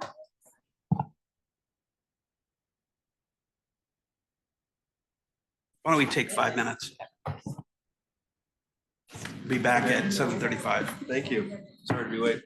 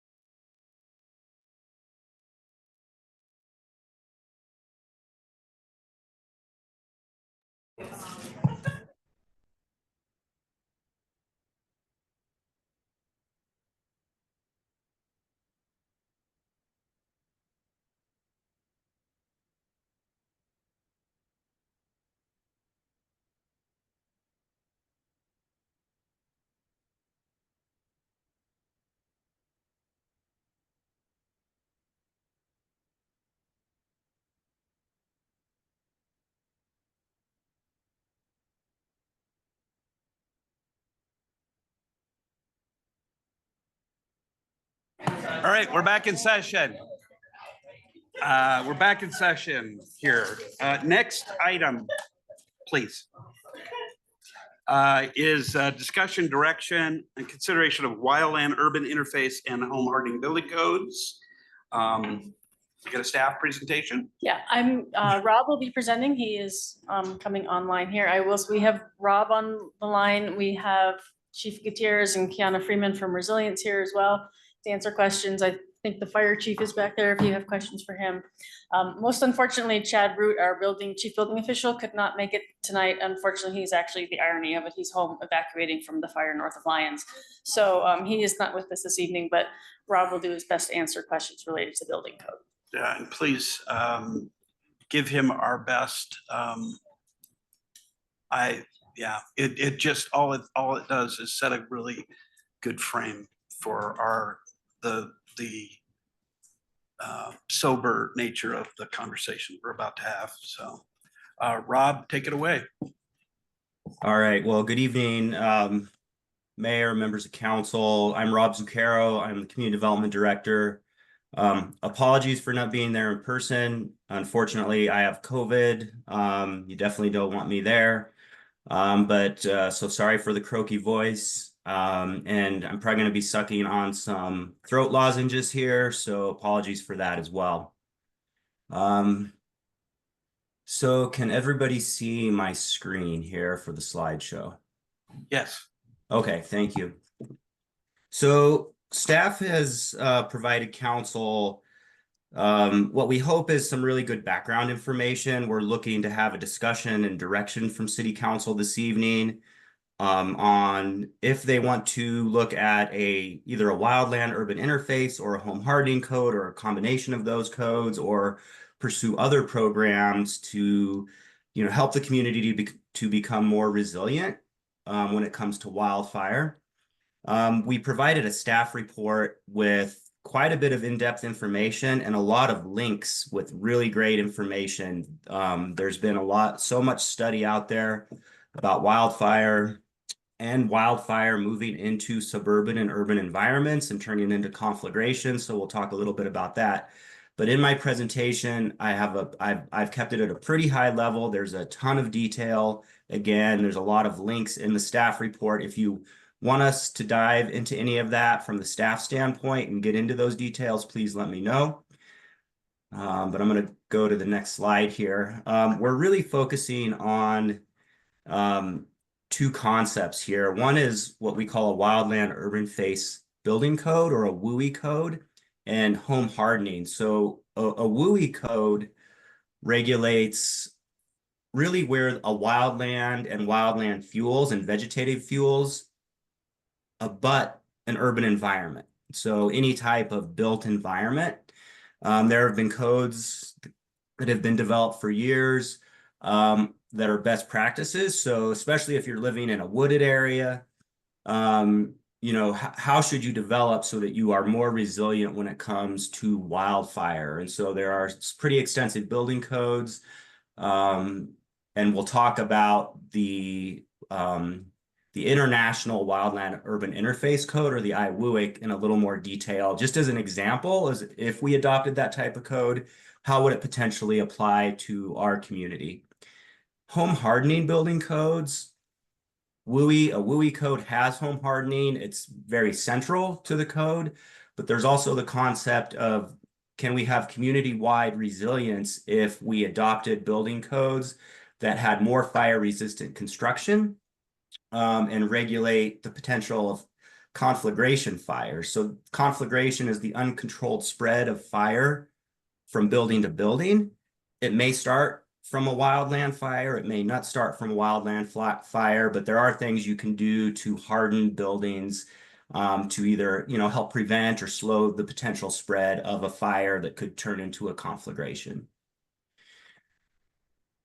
So we started out in the staff summary kind of talking about having a basic understanding of how fire spreads, because if we're going to be adopting codes and the codes are developed around trying to protect against the most likely spread of fire, as well as taking into account the conditions where wildfires are most likely to spread.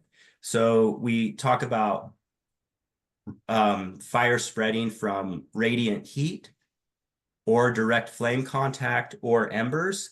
And embers are really the highest probability of fire spread. So most fires, including WUI fires, come from ember spread. So there's, if we're going to be picking and choosing things that are most effective in something like a home hardening code, it doesn't mean you want to ignore trying to harden a home from radiant and direct flame contact, but ember spread is the #1 way that fires spread. Of course, fuel conditions and topography, certain fuel types create more embers or create more heat. Weather conditions, we're certainly in a high fire. We have a lot of red flag warning days. Certainly topography is a consideration, not so much in Louisville, but definitely in the mountainous areas.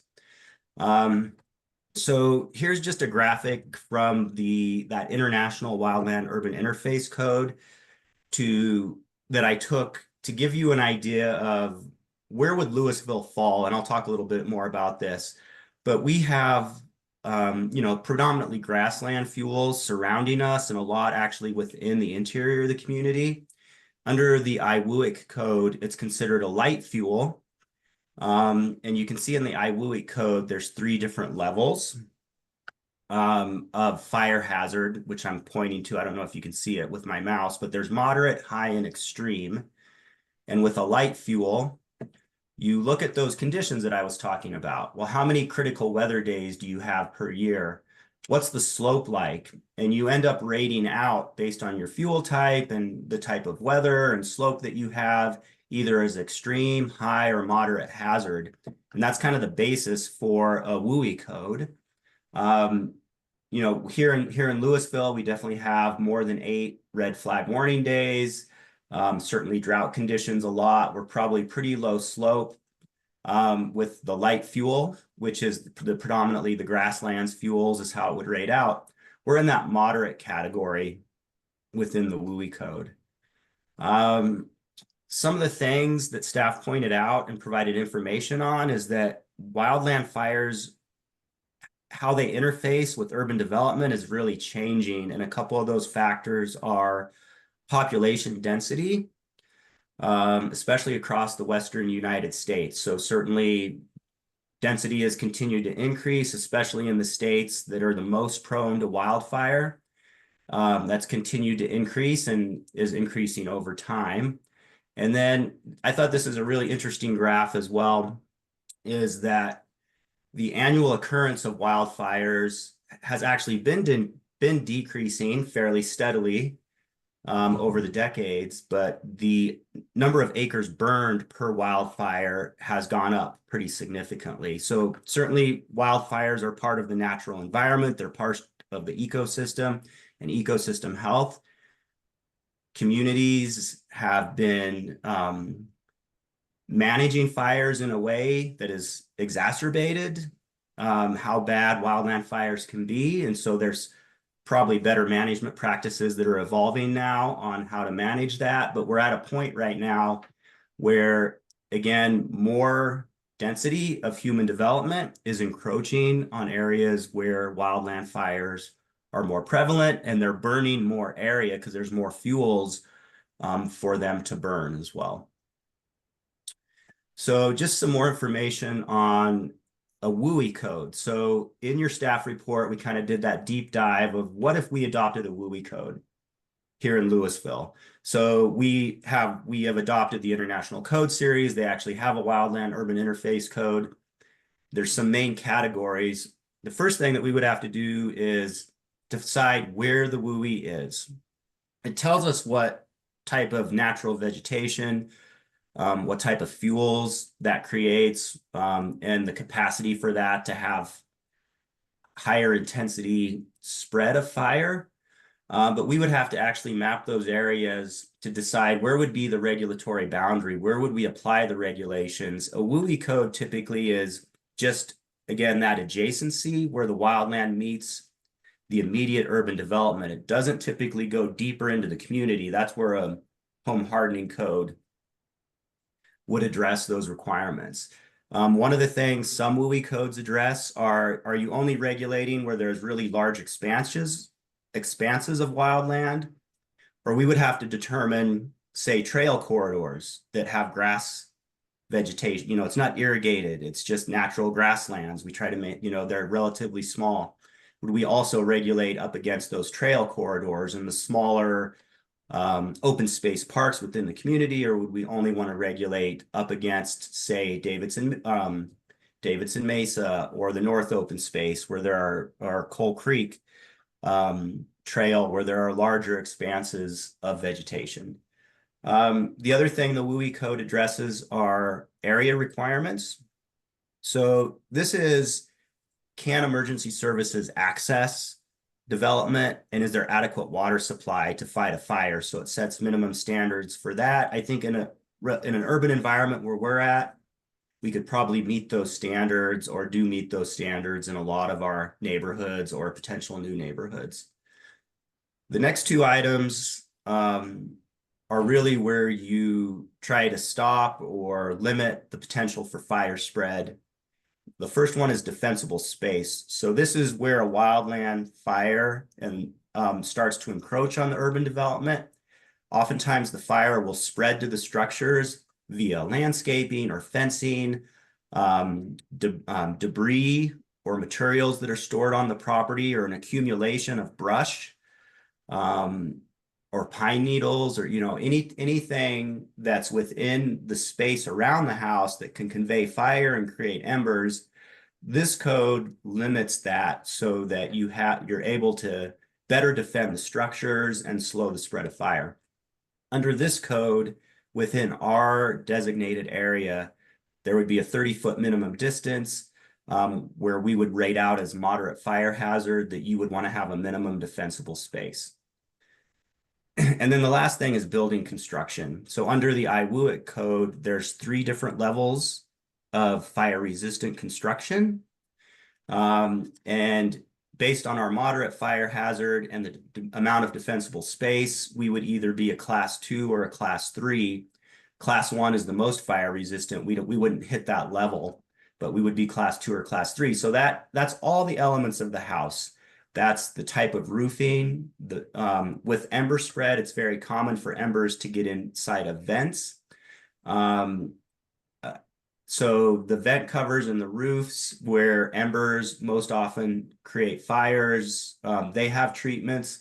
The walls and the eave materials and the windows all have regulations. Decking is a very common regulation where fires can spread, because those are often just natural woods that tend to catch fire. So I didn't get into a ton of detail. There's more detail in the staff report of the different types of building construction that would be implemented with the code. Here's just, there's been a lot of study about fire spread again and ember, and this is where I just wanted to point out a couple of resources that we provided. The National Institute of Standards and Technology does a lot of research. The IBHS, the Insurance Institute for Business and Home Safety, that's what this photo's from. And the National Fire Protection Association have a lot of resources.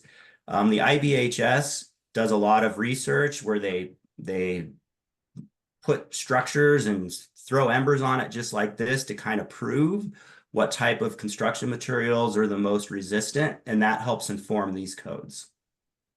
Here's just a graphic to show those defensible spaces. When you're looking at that landscaping, the first 5 feet is considered the most critical zone to stop fire spread. And then you get into those intermediate zones. For us, it would be up to 30 feet where we would also have limits on vegetation, storage of materials, and so forth. So here's a graphic from the IWUIC just to show kind of how, again, this would be, if we adopted this as is with no amendments, this kind of tells us what we would have to do. So this puts everything together for the fire hazard severity that we talked about, where we have the moderate vegetation or the low vegetation, we'd have a moderate hazard. We probably have conforming water supply. And then you go to the defensible space over here. So If you're less than 30 feet of defensible space, you'd have to have class 2 construction. If you're able to maintain more than 30 feet of defensible space, it's class 3 construction.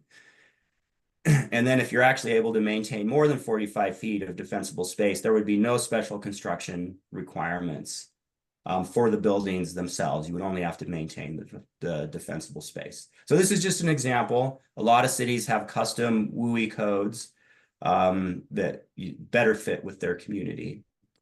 One of the things that I wanted to present to council also is cost as well. So as the city adopts different building codes, all building codes have cost benefits. I think we can adopt all kinds of codes that, would enhance all kinds of different safety levels of construction, but there's always some limit on cost that needs to be reasonable, and consistency on cost amongst communities is also important for the city to continue to try to be an inclusive community. So I bring this up also because we do have our net zero residential construction code. We've had a lot of discussions over the years about the cost of that. Based on the city study from a few years ago, it's almost $20,000, we think, on average for the net zero code. Having a WUI code, would add some cost. This is a study on this graphic from the National Association of Home Builders to try to estimate what are the ranges of potential costs for implementing a WUI code. If we just did a home hardening code, it would probably be less, but there's a wide range, but there is an additional cost. So I just wanted council to be cognizant of that, and there might be some balance, between other city priorities for affordable housing and inclusivity in the community, just to be cognizant when we're adopting multiple costly codes. So to get into the home hardening a little bit, we did receive a letter from the Fire Protection District. They provided a good outline of, and they're making a recommendation that the city consider a community-wide home hardening code. So this is different than a WUI code. They're recommending that it apply to all development and redevelopment within the city, to kind of get those, well, what are the most impactful things that we can do and try to do it community-wide? So they're talking about roofing and windows, siding, decking, having fire-resistant fencing, but just within that 5 feet, that real critical 5 feet, 5 foot area, and then screens over vents. And that's kind of your basic home hardening things that you can do, not doing the defensible space, but then trying to just help with potential conflagration events. Staff did provide a little bit of, we tried to provide some cost information about what just a home hardening code could cost, and we tried to base that somewhat off of that National Association of Home Builders study from the WUI code. I wanted to note that the Class A roof, which is the most fire-resistant roof rating for an asphalt shingle, it's not required by our base code, but it's almost universal in the community that if you're getting a new roof, you're going to get a Class A roof. We reached out to a lot of roofers, and none of them are even offering a Class B roof at this point. So we're coming to the conclusion there'd really be no cost differential for that. Double or triple pane windows, we already will require double pane windows by our energy code, so no cost increase. I think the biggest thing is siding. So the National Association of Home Builders, that really big number is going from the cheapest vinyl siding that's code compliant all the way up to stone. So that's a big number. If you're just going from a wood siding up to a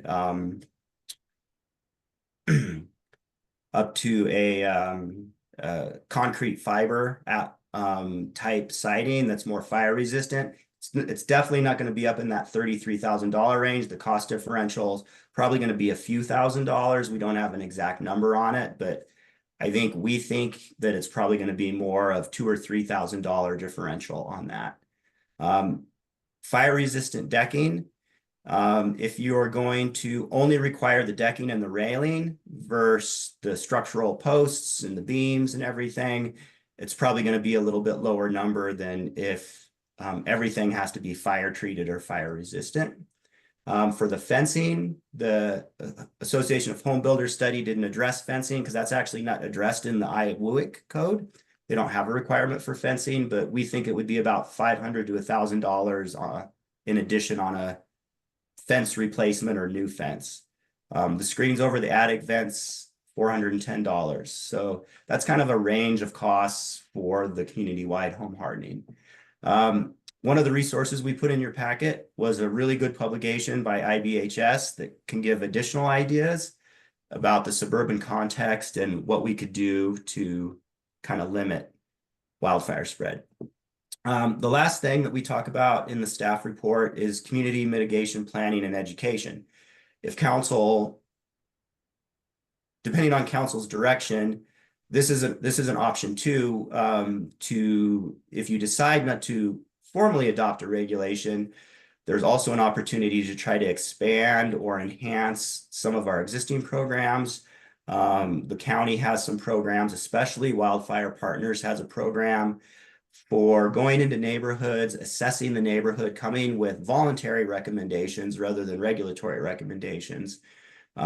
This could be done even if you adopt a regulatory code as well. And in fact, the city is working with these entities on these programs as well. So again, that's the background information. We've kind of outlined a menu of options here for you to have your discussion around. Certainly open to any other ways that you want to address this, but we've basically outlined, would council like us to come back and develop a WUI building code that would be limited to development adjacent to wildlands, or development of community-wide home hardening, or perhaps a combination of both codes. Or if you're not interested in adopting WUI or home hardening, we can come back with options to expand programs for voluntary community mitigation, planning, and technical assistance, and of course, any other options that you have. So that's what we have to present. Happy to answer any questions and help with the discussion any way that we can. Thanks, Director. And again, sorry for your having to battle COVID. You did pretty well in that presentation for somebody who's under that much of the weather. Let's just start with council questions. What we're going to do, just to be ordered in this, let me just start with council questions of Rob first, and then we'll go to public comment, and I'll explain that in a minute, and then we can go back to council communications or council discussion and direction. So first, any questions of Director? Yes, Councilmember Hanlington. Thank you, Rob, for all that information and your staff on the work you did for this packet. I have two questions. The first is, my understanding is that formal adoption of codes could have impact on insurability and insurance policies. Is that in a positive way, I guess? Is that true? Is that a benefit, a pro of adopting these? Oh gosh, I'm so sorry. That's okay.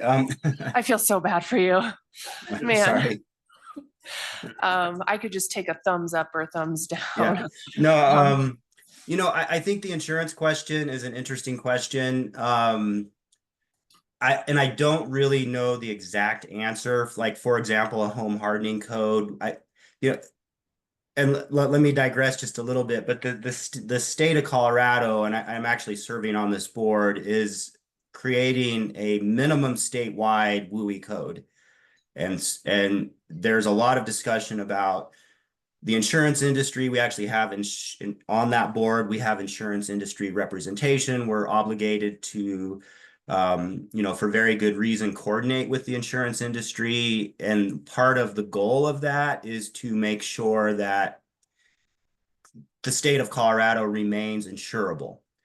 On a local level, I think I can't really speak to the impact of one community adopting a WUI code and how that would impact the insurance market. That's definitely beyond, kind of our expertise here on how that would impact the insurance market locally if we adopted a local code. Okay, fair enough. My second question is, this conversation has focused a lot on residential, home hardening. We've been talking about WUI code costs with residential units, but we do have some large commercial developments that are in close proximity to some of these spaces. So help me to understand where those would fall in these codes, or would they be considered separately? Yeah, we could explicitly include them in the codes. Typically, commercial construction in and of itself has much higher wildfire resiliency and fire resiliency just because of the type of construction. Most commercial construction also has fire sprinklers included in it, the requirements. So we don't have to exclude commercial construction, but often commercial construction is excluded. I think we saw that with the Marshall Fire. There was commercial loss, but it was much more rare, even though the fire came right up to a lot of, commercial structures. Okay. So we thank could you. go either way. Okay, thank you. That's helpful. That's all. Other questions? Yes, Councilmember Fahey. Yeah, Rob, I was just at a hearing today at Boulder County on planning the Boulder County Community Wildfire Protection Plan. I'm sure you're aware of what they're doing. I'm wondering if there's any way that we can partner with them and with the other communities like Superior, Lafayette, Broomfield, whatever, to come up with a community-wide plan so that we wouldn't be singularly impacted, but we'd have a wider range of impact. Right. So I think the question is, could we coordinate on a home hardening code that would go across multiple communities? We certainly haven't had those discussions with other communities. We can always reach out to them and see if they're interested in trying to have a coordinated effort on a home hardening code. And then I know Kiana is there. I don't know if I'd welcome her to add anything to that if she wants to get involved. Well, and not just home hardening, but also the WUI codes. On the WUI? Yeah. Yeah, I mean, if there are communities that are interested, also, the state code will have some minimum standards. Again, it's too early to say what will be the applicability of that code. It's definitely possible that it may not apply to kind of our grassland area. We don't, that's to be determined. So if it doesn't, then yes, if we wanted to have a regional approach, we would have to initiate those discussions. We haven't done that yet. We'd have to kind of initiate that and see if there was interest. Okay, thank you. Other questions of Rob? Yeah, Mayor Protem. I don't think this is purely a question of semantics, but we're using wildland urban interface. It seems to me because it's kind of what exists, and yet we talk about us being more in grassland. So I think for me, it's semantics. Like these grasslands clearly present a fire danger, but are there I've heard the term GUI, but are there no other communities that have grassland urban interface codes? Is it really, we're fine moving forward with WUI conversations when we're more of a GUI community? Right. So some communities do have grassland relevant codes. The grasslands are in the IWUIC as a fuel type. They're light fuel. So they tend to have, the things that we talked about, the flame, the radiant heat, the ember spread, those all tend to be less in a grassland setting than if you have shrublands or, forested land. And then even in the forested land, the type of trees that you have has a really significant difference. So that's where you get into the light, medium, and heavy fuel. So I don't think we need I mean, if we want to adopt a wildland urban interface, the wildland fuel is defined as any wildland fuel at all can be considered the WUI. And to create the WUI, you just have to rate it and understand that the grasslands, have a lighter propensity to spread fire. Okay. Again, that's notwithstanding winds that are Right. taking place. I think with some amount of wind, there isn't a lot of fire break or fire mitigation that would stop a spread even from a grassland. Yeah, I appreciate that. I think I'm comfortable continuing with the WUI as the right way to talk about our area, and not get into the semantics of of those two. And that, yeah, it's obviously so the codes come with different best practices based on, like, I grew up west of Broadway, right? So really, like, right where the mountains touch the neighborhoods, and that's felt like a very different, being like sort of in the mountains and in all those big trees, and understand if a forest fire started in those mountains, the way that felt, right, was very different than here, which feels more like wind driven events, right? That this is you have like the plains and the grasslands and winds coming in.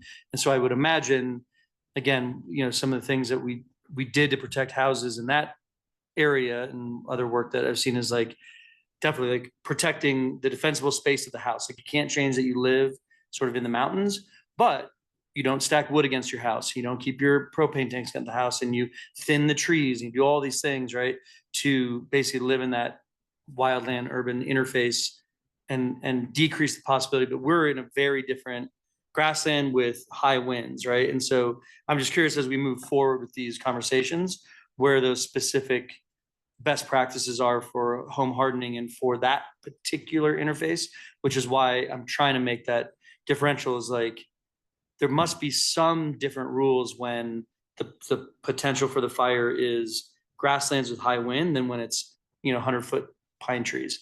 So just curious to move forward with that, but thanks for breaking for that. Did you have a question? No more questions. I did. There was a question in there. Started with a question. Okay. Okay. Did you answer it, or would you like Rob to answer it? He got it. All right. Okay, good. Other questions?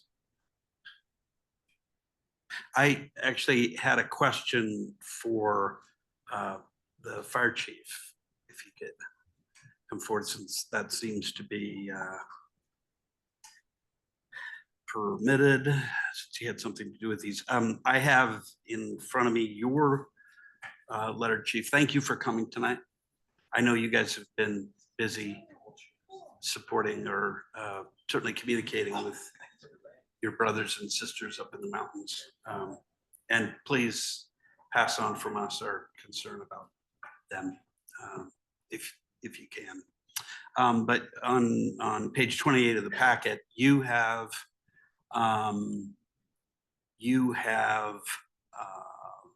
suggested adopting an amendment to the building code, right? And it looks like you've included 6 elements to that, which we've talked about a little bit, but Class A roof, double or triple pane windows, fire resistant siding, fire resistant decking, fire resistant fencing within 5 feet of the home, and small screen over attic vents. Those are still what you're recommending? Yeah, I was gonna speak at the public comment on that. The fire district would support the WUI codes or the home hardening. The reason why I wrote the home hardening letter to both the council and to the Board of Appeal was I had the feeling that that's how the building codes were going. And that's the reason why I didn't even consider putting in WUI codes in my letter. So, but the fire district would support either of them. And I want to make sure that you're very clear on that too. Okay. And I have no problem with your coming back during the public comment, but I Okay. wanted to include you in that because I know as part of the packet that we got, you said you supported the home hardening and those comments we just talked about. Do you have any other comment around the WUI code or? Can I say that for the? Absolutely. Because I'd like to hear from the public. a little I bit, too. understand it. That's just fine. Cool. Good. Thanks. Thanks. All right. Any other questions from council? Why don't we take some public comment? First Before up- we do, I have to give my spiel. In public comment, you have 3 minutes. Don't need to take the full 3 minutes. If you want to pool your time with someone else, or several pool their time with someone else, you can speak for up to 6 minutes. Again, you don't have to speak the full amount. We're asking people not clap or boo or whatnot in order to maintain some sense of decorum and to encourage people to come forward and make their comments because they're very important. We're not, I think they're an opportunity for you to say your piece about some of the materials that we have and the approach we ought to take. And we're looking forward to hearing that. So who's first? Thank you, Larry Donner. Is first, he is pulling time with Susan Liu, and next up after that is Lisa Ritchie. Okay. There we go. Well, thank you for the opportunity to speak this evening. My name is Larry Donner. I live at 1020 Willow Place here in Louisville. I'm here to support home hardening as an affordable way to avoid another fire catastrophe for Louisville. The cost of home hardening for a new home is realistically under $6,000 unless you add more expensive amenities to your home while you're building, like stone siding, fiberglass windows, and things of that nature. And with regard to remodels, most homeowners will replace a roof or their windows or the siding or a deck as needed. So those costs would be spread out as home repairs are completed.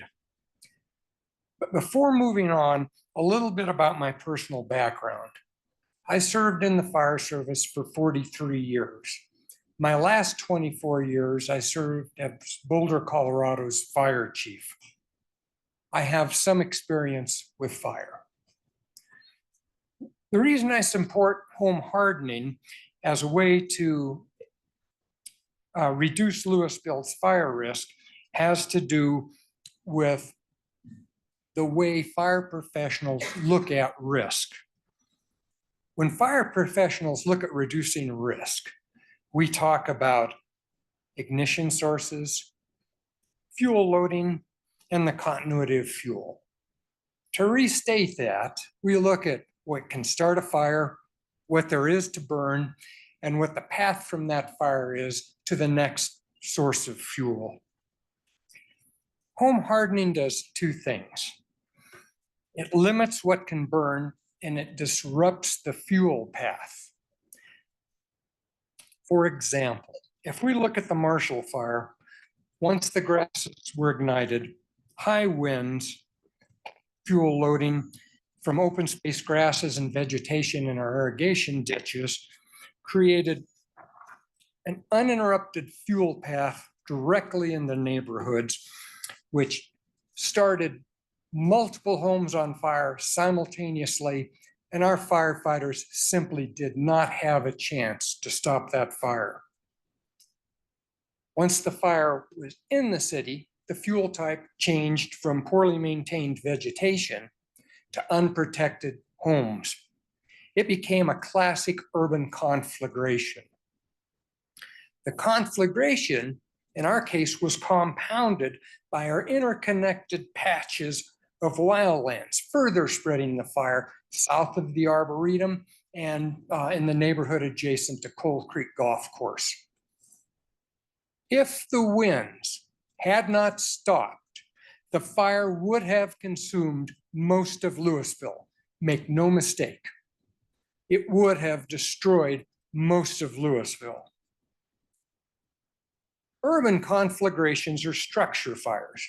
They can start anywhere in the community, not just in neighborhoods adjacent to wildland or open spaces. They spread structure to structure, with sending embers ahead of the fire front. And these embers range from the size of the tip of your pinky finger to the size of a dinner plate. The ember storms ignite anything flammable in its path: roofs, decks, siding. They enter homes, as has been talked about, through vents or any other opening, broken windows, things like that, any other opening in the protective envelope within that structure or that home. These embers, coupled with temperatures often exceeding 2,000 degrees Fahrenheit, make home hardening an essential tool to disrupt a conflagration's path of destruction. During a firestorm, once a home catches fire, there's a 70 to 80% chance that home will be destroyed. It will burn to the ground, sending more embers into the air and adding more radiant heat. Home hardening provisions, if adopted in the 24 codes, will eventually strengthen the protective envelope for every structure within the city of Louisville. So as new homes are built and as homes are remodeled, our community will become safer and safer. Think of home hardening as a vaccination program designed to slow the spread of a potential disaster. Not every home in the community needs to be protected, or not every home needs to be hardened in this particular case. But once a critical mass is achieved, we dramatically reduce the overall risk to the community. And over time, if enough homes are hardened, it will allow our firefighters a chance to control the emergency. I've been asked, is the Marshall Fire a once-off? My answer is, if we take the steps necessary to reduce our fire risk, if we learn the lessons that are in front of us, it does not have to happen again. But if we ignore what we should have learned, it will happen again. And it's only a matter of time. So in conclusion, I'd say home hardening is affordable, it's simple, it's effective. Please incorporate home hardening into the adoption of the 2024 residential building codes. Thank you for your time. Thank you very much, Larry. After Lisa Ritchie is Maria McClure. Can I just say, I'm more nervous speaking to you all as a resident than I ever was as staff. This is really strange. Hi, everybody. Lisa Ritchie, I'm a town resident. And I forgot to print it. Oh, wait, let me read from this. That's better. All right. So I'd just like to thank you all in taking up this issue for consideration. Really would like to express my gratitude to Rob and Chad, who couldn't be here tonight, for taking the time to prepare a thoughtful, comprehensive staff report describing options for you. I'm here to provide my enthusiastic support for furthering the consideration of codes that will protect our community and result in better outcomes over time. In my opinion, the adoption of home hardening measures seems like an easy yes. Costs reflected in the staff report are nominal when considering the relative difference in the cost of construction. Community benefits that could be achieved by improving or likely eligibility for insurance coverage and longevity of the investment through better building materials will probably make up at least a portion of the cost difference. A peace of mind that a code like this to choose for our community is admittedly only the first step that Louisville should take. And I'd encourage City Council not make the perfect the enemy of the good here with this decision. So I agree that many components of the WUI code should also be considered. However, taking this first step, getting home hardening measures in the code, is good policy and a good way to start. I'd also encourage City Council to direct staff to bring back a home hardening building code that requires all the options presented in the staff report. And then I'd further encourage City Council to provide staff any necessary resources to evaluate implementation of WUI code, including the mapping study and what have you. I recognize that as of today, city does not have the resources that would probably be required to do some of the enforcement that would come along with the WUI code. However, I'd encourage staff to be afforded time in their day-to-day work to conduct research, reach out to some of our peer communities that are well ahead of us on this issue, as well as a lot of the nonprofit groups. Again, there's a lot of people that really have figured a lot of this out. So let's give our staff time to do that, to understand how adoption of a WUI code and subsequent implementation could be achieved. In the meantime, I think getting a home hardening code on the books is straightforward. It's Louisville on a path to improve resiliency and sustainability. And again, I really appreciate that you all are taking up this issue. That's it. Thanks. Thank you, Lisa. After Maria McClure is Tanya Samaru. Good evening, Council and Mayor. Thank you so much for listening, and thank you so much to Rob and to Chad. And Rob met with some of us too, and we discussed this. So I really appreciate the staff time. I know you guys are busy and you're working on a lot of important things, but this is really important. My home at 105 Cherrywood Lane burnt down in the Marshall fire, as did 15 others of my home. And I am here to say, please, yes, adopt the home hardening code. It's easy. That's low hanging fruit. I'm happy to say that most of the new construction on the rebuilds is already like pretty home hardened. There's a few elements that I didn't get, like gutters and the vents that are not. I'm not too worried about the gutters. I'm going to clean the gutters, and I don't even have that many mature trees right now. So I can deal with that. I have some years, but it just makes so much sense for so many reasons. Safety. It could buy ourselves times and minutes to get out with our lives. Our pets, our homes, first responders. It honors the first responders. It will buy them time, and it'll make it to where they can not fear for their lives maybe quite as much. That was a horrible day, and they risked their lives, and this honors their service. Sustainability. A lot of these elements are actually more durable. So a lot of these building elements, you're not going to have to replace them as often. Economic vitality, right? Maintaining our insurability. I couldn't live here if I couldn't get insurance. My insurance went up by 50%, and I'm like, thank you for insuring me. Like, I will find a way to pay that. The environment, having our homes burned down like that was horrible for the environment. The rebuilding was horrible for the environment. We had to do it, but preventing that from happening is environmentally friendly. It's a good return of investment. It's not my numbers, it's from the insurance, the IBHS reports. There's so many of them. They're fascinating reading. Highly recommend them. I think they said for every dollar you spend, you get $4 in return.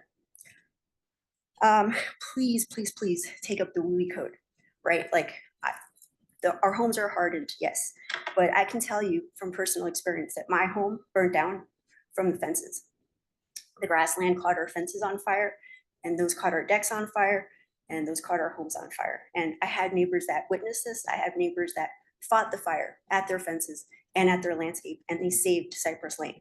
They saved homes on Cypress Lane, and their sneakers were melting as they were fighting the fire in their backyards. Myself and all my neighbors that rebuilt that back up to that field, we all have used metal fences. And I can tell you also that they were not more costly than cedar. I actually got quotes for cedar fences. They're such a liability that were more than the metal fence. The IBHS reports also state that, right, the primary reason in the fire spread in the Marshall fire, once it entered our neighborhoods, were the fences and the landscaping. We have to address this. Thank you. Thank you, Brian. After Tanya, Joanne Spire. Sorry, I'm laughing. This is a very serious topic. It's not funny.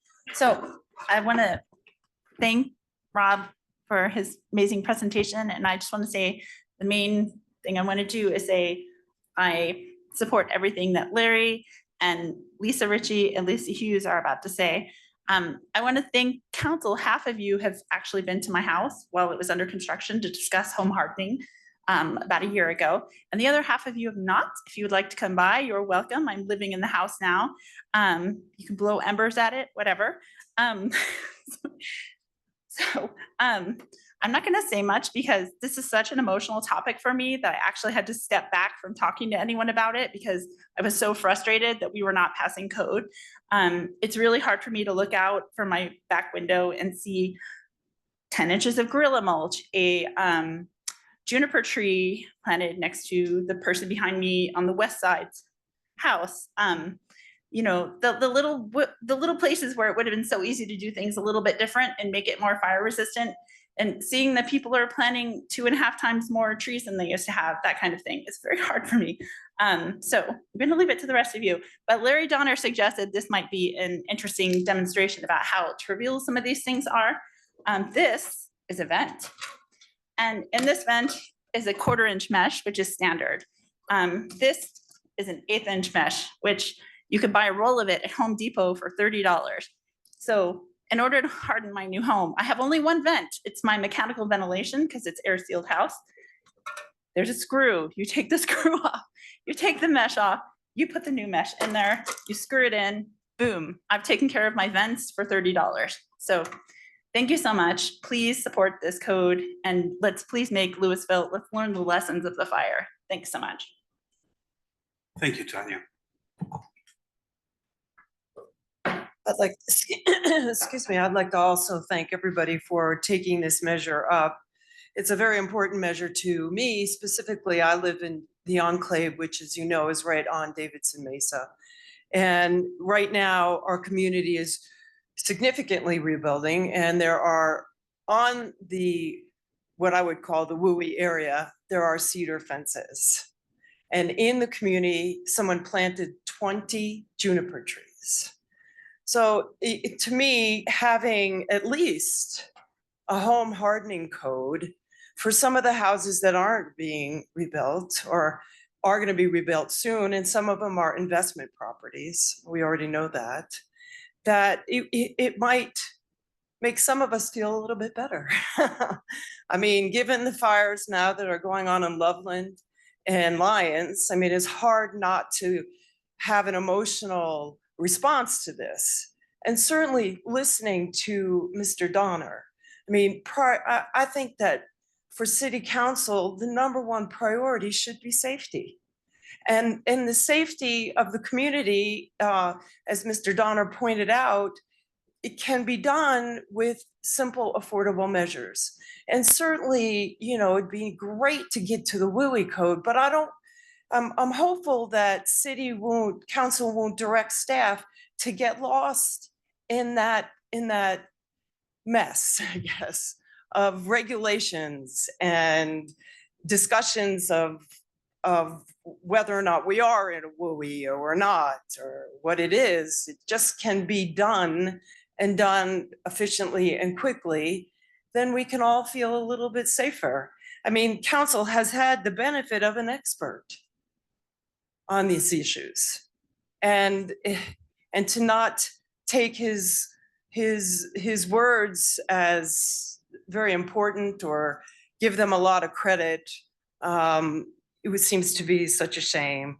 So again, I'd like to thank everybody. I support the vents and Lisa, and Maria. I think everybody is here. We have invested time and discussions to get to this point. And so I'm glad that City Council is taking it up. Thank you. Thank you, John. Next up is Lisa Hughes and then Chief Wilson. Hi, I'm just going to echo the thank yous that have already been stated. Rob, thanks for letting us meet with you. I hope you feel better. I don't know if he's still on. And also to Chad for their report. Since most people said what I was already going to say, I'm going to take a little bit different tack here and try to answer some of the insurance questions that you asked, and etc. I work for United Policyholders. We're a nonprofit that represents people who lose their houses and other things after disasters. We also do a lot of work in the home preparedness space in regards to keeping and maintaining insurance. And well, first of all, what I want to say, Caleb, to you about the WUI and the GUI is that there's a report that was put out by CU. There's a story map about the grassland urban interface that you can go read. but a lot of the recommendations are basically the same as what Rob was saying. And so in my opinion, for all intents and purposes, it's essentially the same thing. Anyway, what I wanted to say was we need home hardening, and a WUI code would be great too, but hardening is a great first step, because especially for the whole community, because it is going to help Louisville residents maintain and keep their insurance. In the last 5 years, the insurance amounts in Colorado have skyrocketed, particularly since the Marshall Fire. We are a dual catastrophe state. We have hail and wildfire are the number two reasons why people make insurance claims in the state of Colorado, particularly in Louisville. I've had 2 roofs and a car lost to hail in the 3 years I've lived in Louisville, not including the car I lost in the fire. So it's a big deal. And I recently attended a town hall that was put on by the Colorado Sun, and Carol Walker from the Rocky Mountain Insurance Association was there and basically said almost, I quote, that insurance companies now are looking at community mitigation in regards to actually insuring people. And they want to see communities taking measures for home hardening and mitigation in order to be able to insure those communities. So that's why I think that this code is really important. Additionally to that, you need insurance to get a mortgage. And if you want people to be able to live in Louisville, they need a mortgage to afford the skyrocketing housing prices we have here, which is a topic for another day. But you need home insurance to get a mortgage. In California, they're seeing more and more people going bare because they cannot afford to get homeowners insurance because they can't get insurance, and also because they can't get a house because they can't pay their mortgage because they can't get insurance. So another disaster is going to happen at some point. Let's look at our friends in Lyons. They had a flood 10 years ago, and now they're having a fire. Even if it's not a fire, these measures will also help us prepare for the next disaster, in the fact that our houses will just be better hardened, better prepared, and we'll be better prepared as a community, particularly those of us on the west side who are essentially the fire break for the rest of the community. I think I basically support what everybody else said. I also think this will help safety and build community trust. Thank you. Thank you, Lisa.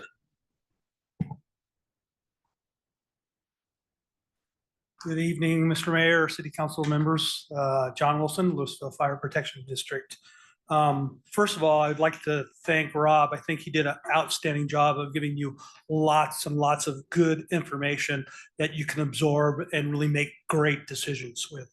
I think I'd like to acknowledge all of these people in this room behind me that have done their homework and are supporting the items that I'm recommending also. So kudos to all of your hard work, dedication in trying to make this community safer and making my job a little bit easier. A lot of stuff that they've talked about, I don't really need to go over again. I've already stated that I would, or the district would support the WUI code or the home hardening. Either way is good for us. One of the items that was brought up with the questions was, what are other communities looking at? And I can tell you that the Boulder County and Superior are looking to see what Louisville is going to do on home hardening. So we're already looking at that.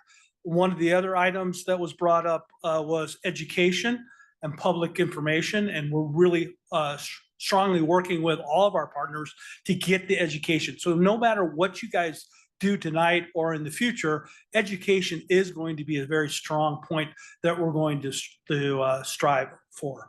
The last item, I guess, is help me help protect the community. I look at it as not just a wildfire, but I look at it as just regular house fires that catch on fire that expose other houses next door. And so by using this home hardening throughout the community, it's helping me and my firefighters get on scene and try to put out the fire as quick as possible. So whatever you guys do will help me help protect the community. So thank you very much for your time. Thank you, Chief. Other community comments? Anybody else to make a public statement? Okay. Before we get back to council comments, I want to personally thank the staff, particularly Rob and Chad Root, who is not here for the moment. I hope he'll be back with us soon. All the staff who helped with putting together materials. I really want to thank you, the members of the community that showed up tonight, because I know each of you and I know how hard you have worked for 2.5 long years on these and many other subjects. I have felt we have had pretty constant help, like sort of free consulting.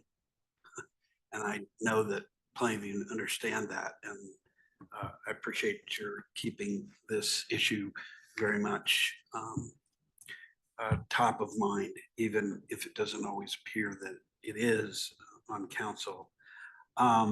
So thank you for the work. I'll start with that, and then what I'm gonna do is as I've started doing, gonna go around and everybody gets a sort of a round of comments on our council, and then we can talk together a little bit more. But I wanted to go and let everybody say their initial response, and we'll go from there. Who would like to start? Councilmember Hafner. Yeah, actually, before I start my comments, I just have one question for Chief Wilson, if I draw you back up to the podium there.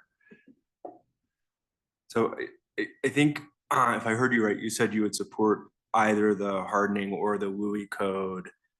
Are you suggesting maybe we don't pursue both, or pursue one over the other, or sequence them in a particular way? Can you just expand on that a little bit? Yeah, I think due to the cost, due to it's affecting the whole community, I would recommend that we do the home hardening first, but not stop there and continue with any other kind of codes that would help strengthen the community. So I would go with the home hardening first, but continue with other codes if we can. Great, thank you. I will echo the mayor's thanks for everyone. I thought that the comments were really helpful, and I'm hearing obviously a common thread to the question I just asked, which is, but let's get home hardening, which is the easier and simpler of the two, on the books as soon as we can, and then proceed on to what I think is an equally important point of the WUI code. And just thinking to to Mr. Donner's comments that, you know, I sort of see the WUI code as the part about ignition, or at least ignition within the community, right? How is the fire coming in? And then the home hardening more about how is it spreading from house to house?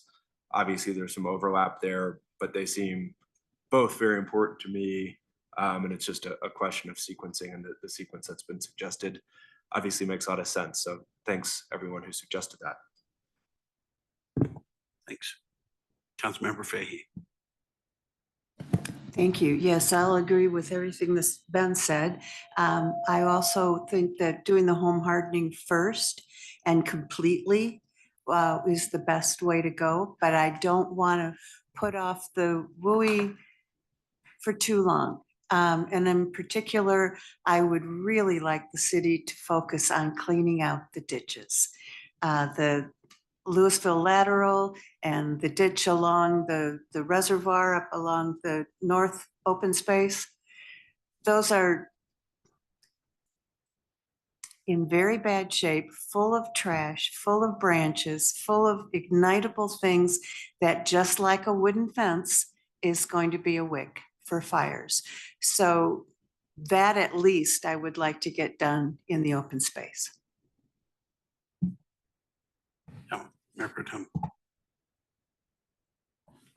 Thanks. Yeah, I think I agree with both of you, and most of the things have been said tonight. I think the home hardening, Larry, you had a quote of, you know, once a critical mass is achieved, but my only concern is that it's going to take us so long because we're pretty built out, generally speaking, right? It's going to take us a really long time for, you know, remodels and new builds to to get us to a point where we have lots and lots and lots of homes that are home hardened. But again, that's not a reason not to do it, right? Like there's no harm in the next house that gets built or the next remodel being a more hardened home. I think there's still a lot of work, and it's probably bigger, longer work to do in continuing to find incentive programs to retrofit the homes that are already built, and certainly at least to educate people as they're doing remodels that these are all the options and the things that can be done. The codes are the really easy, like, oh, that's just what you have to do, right? Like, so I'm putting on a roof, and what kind of roof do I have to have? Okay, got it. And I think there are a lot of examples where, like, when we redid our home, we were going to do as a historic home, so we're going to do all wood siding to match the wood siding of the historic home. And our builder's like, you should do the concrete siding. It's better, it lasts longer, it looks just like wood. You're going to love it. Like, really? But it's like a historic home. I don't want it. It's like, no one will know. It's going to look great, but it'll be concrete and it's way better to work with. Like, okay. So I accidentally, against my wishes, have a hardened house. And same thing, like our backyard is mostly brick and gravel and things like that. And so it's, we did a really good job with it. None of that was cost, but every time there's a rule in place, you follow the rules. So I think these are really simple rules.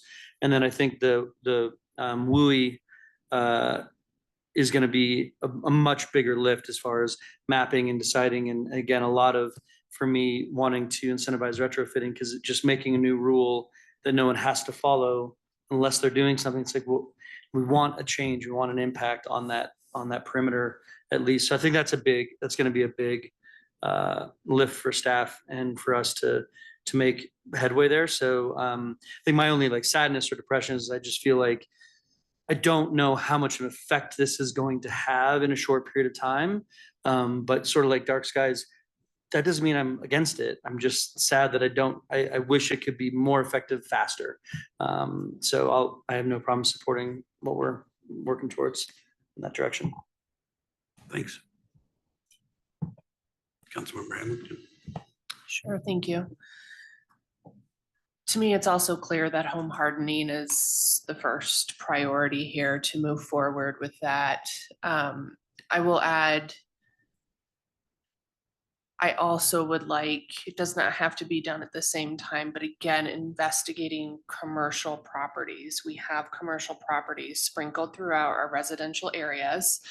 And I hear that they have stricter building codes, but I'm not willing to stop the conversation there. I'd like to learn more about what that could look like in order to help mitigate this conflagration. Did I say that right? Conflagration, that's it.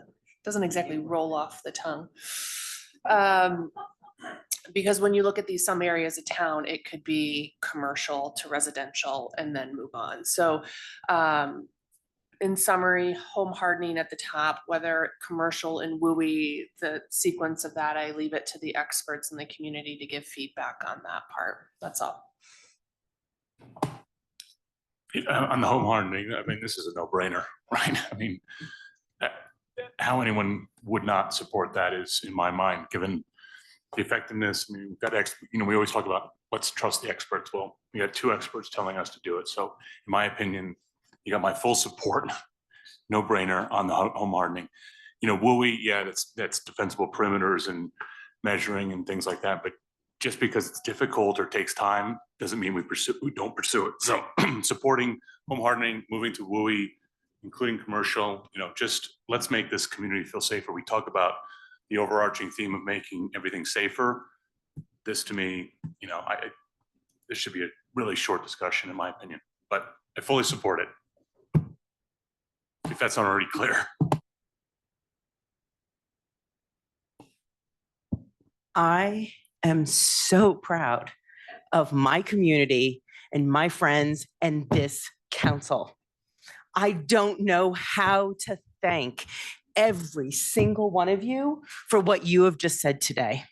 One, you are going to save the lives of people and pets in this community moving forward, because we are prone to wildfires in the future, my friends. It is a fact of life in Colorado. And one of our great staff members and friends is fighting that today. And my thoughts and prayers are with him right now and his family while they're dealing with that. I don't even need to talk about hardening. I just want to say thank you, because everything that this group of people in this room have done today is going to save 20,000+ people and thousands of properties in this community. Oh, I don't usually get emotional, and I'm so flippin' excited and really proud. I know that this is only the first step of discussion. Rob, thank you, and Chad as well. And I appreciate the work you're gonna do to bring us back amazing code that we all then sit here. And I can just tell everyone again how proud I am of them for saying yes to this. Today, in front of the county commissioners, they were discussing the county wildfire protection plan. If home hardening came up once, it came up 100 times, folks. It came up for the entire county on how we make all of us, all of our buildings, everything safer in this whole place. And they actually talked about the fact that this is new. Grassland wildfires, this is going to be the first wildfire protection plan that specifically calls out grass fires in urban areas. We're going to set precedent that will save people here in this community and in others. And that is something to be so proud of. Thank you.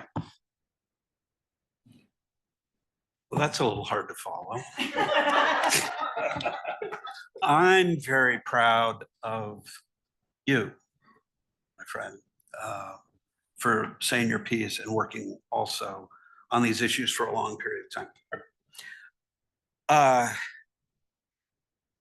The fundamental role of any city government is protection of the people within its borders. Period. And it's the bottom of the Maslow triangle. It's what makes people feel like their government is working. It makes them feel safe. That's why we exist. And so absolutely think that it's a matter of public trust, and building the trust, regaining trust in some cases, and keeping trust, to do this in stages or whatnot. I remember the night that we decided not to take up WUI 2 years ago, because mostly everybody was just exhausted. And it's unfortunate that we were exhausted because of what we were exhausted by, which was the opt-out. But I'm proud of all the comments that have been made. Yeah, this afternoon I was online for the same Boulder County meeting, and they said 100 comments had come in. And I gotta believe that a lot of those comments came from Louisville people. And I know that the more in-depth comments did. I know Ann Brennan, who's not here tonight, recovering from knee surgery, I believe, wrote a very extensive set of comments that were very well appreciated. We have to learn the lessons that we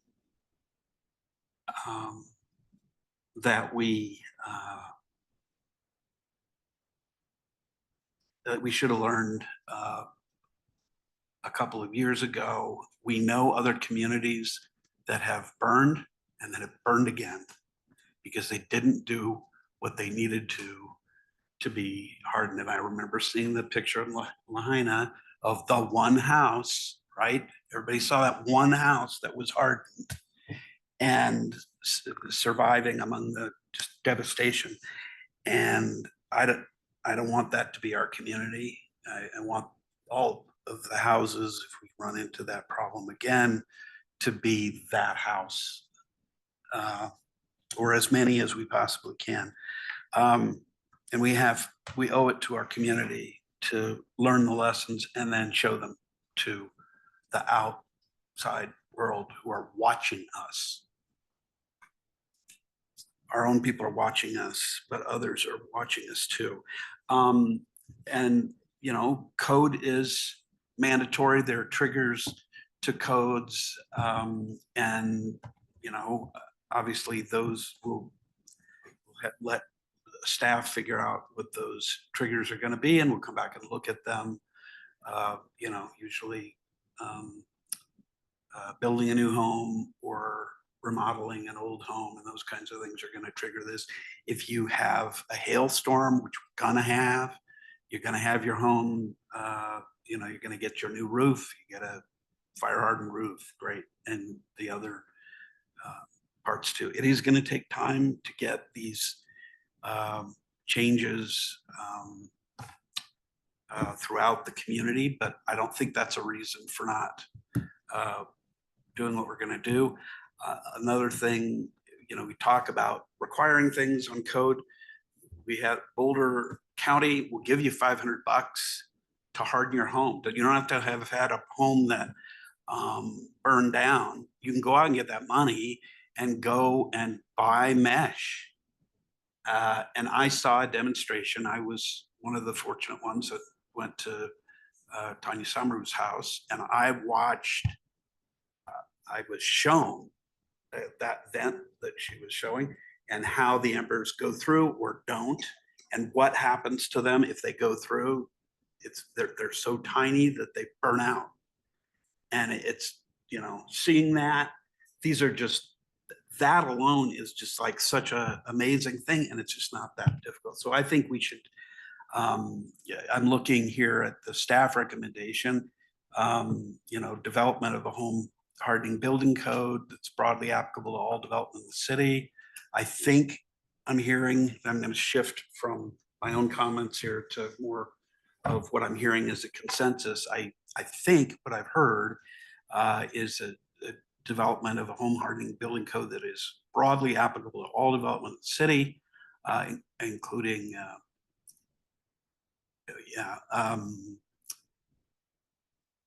and then I guess following up, I would love to have staff be able to take the time at some point this year to keep looking at the WUI code. I think that's something I'd be interested in how that happens. I think it's not a secondary priority. It just is less urgent.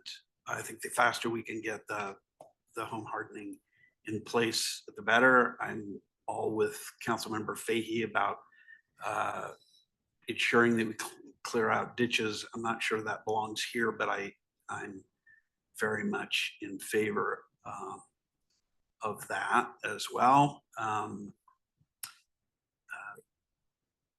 Let's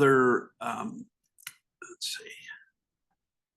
I guess, are there other pieces? Can you, maybe if we could put up the slide, Rob, can you put up the slide that had your items for discussion? Because I want to make sure we hit all of those. Yeah, I'll put it up.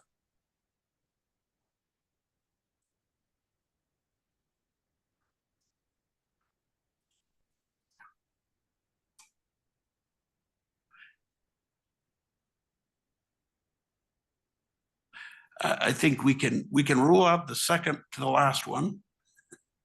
I guess certainly we've got broad consensus on the second of those. Perhaps, I'm sorry, getting bullet 3 is the development of both a WUI and a home hardening building code. I think we've talked about doing those in reverse order. Home hardening is the priority right now, and then the WUI.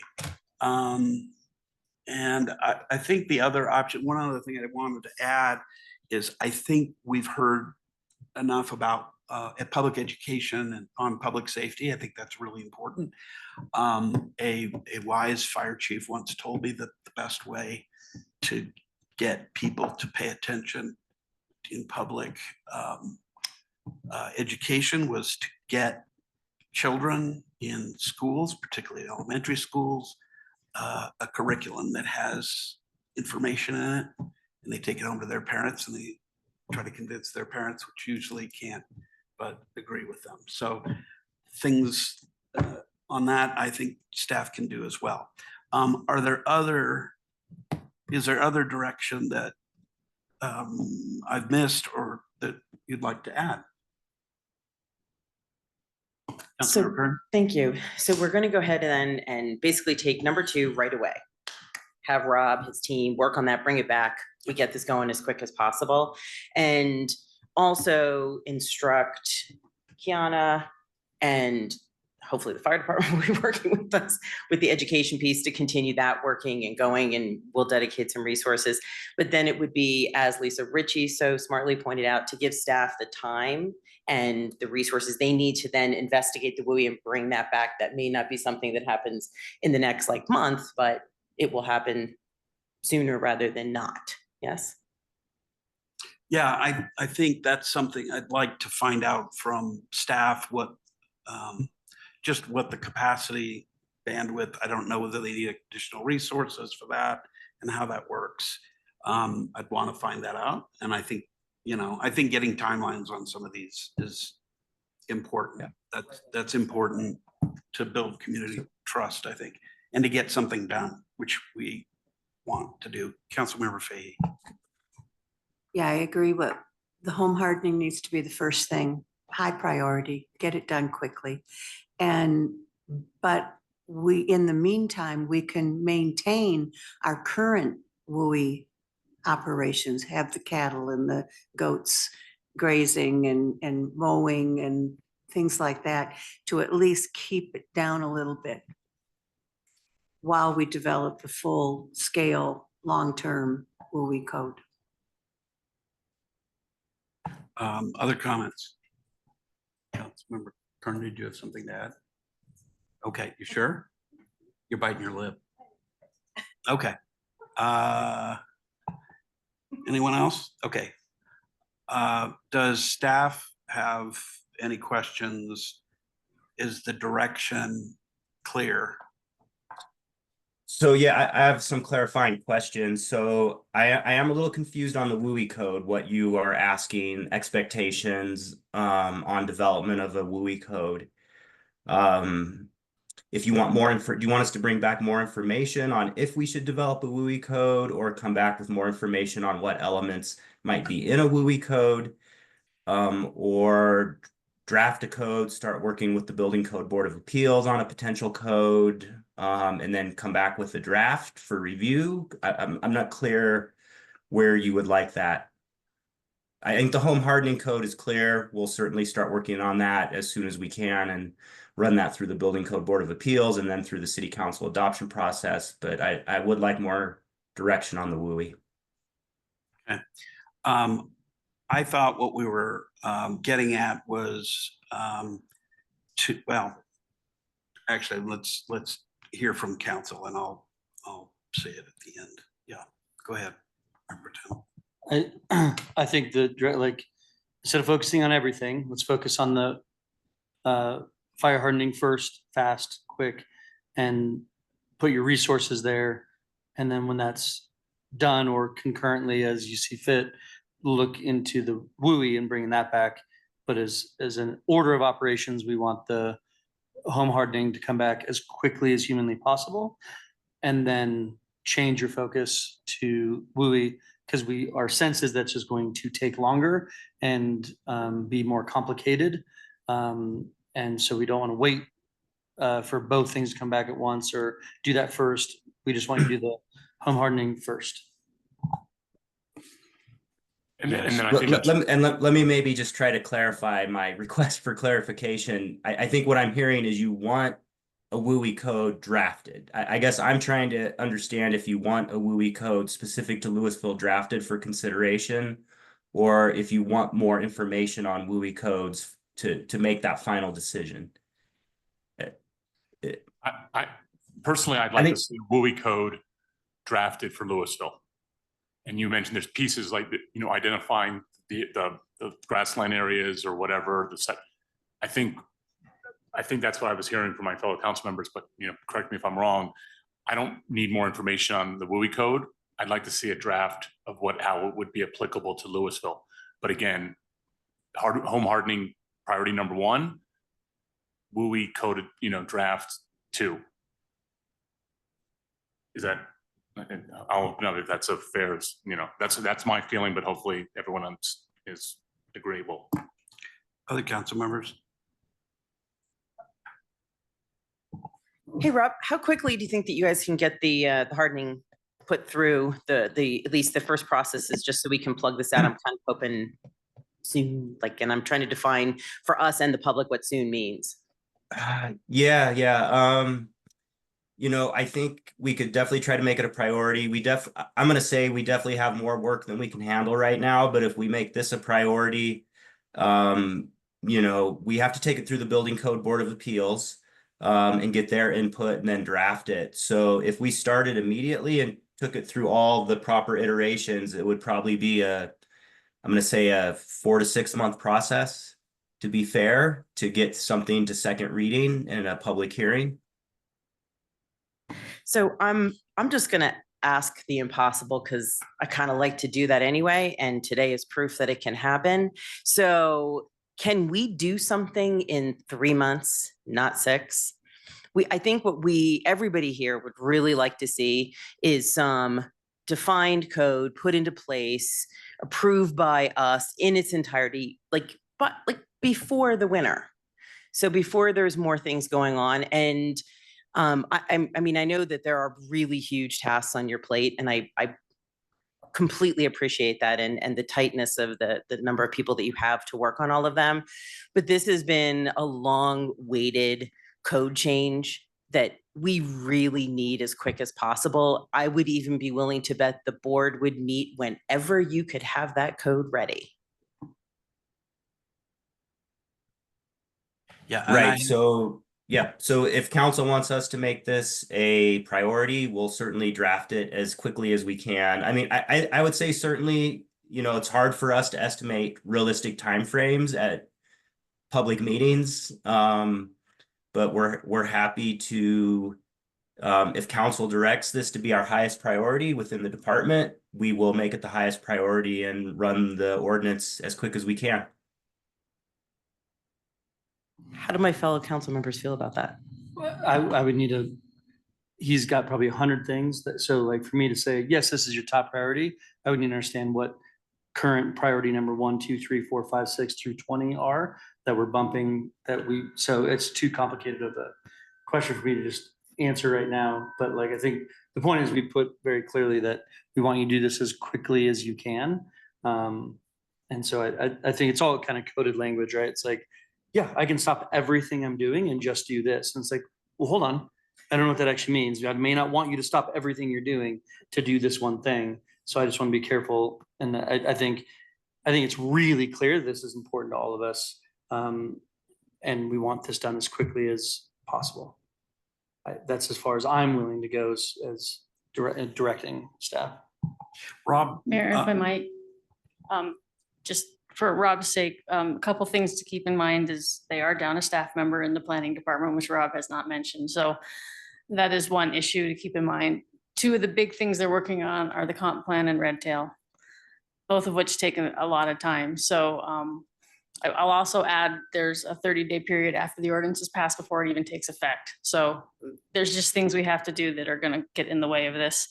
I think if you've probably given Rob enough direction to say this is a big priority, and he will work as best he can to get it to the top of the list as he can, but we will do our best to get it back as soon as possible. Acting City Manager, thank you very much. I think that on the urgency, I think you've heard from all of us, and I think Rob appreciates that. And I also appreciate the other priorities that are on the plate right now, and they are big ones as well. I think one of the questions about the WUI is, do we, is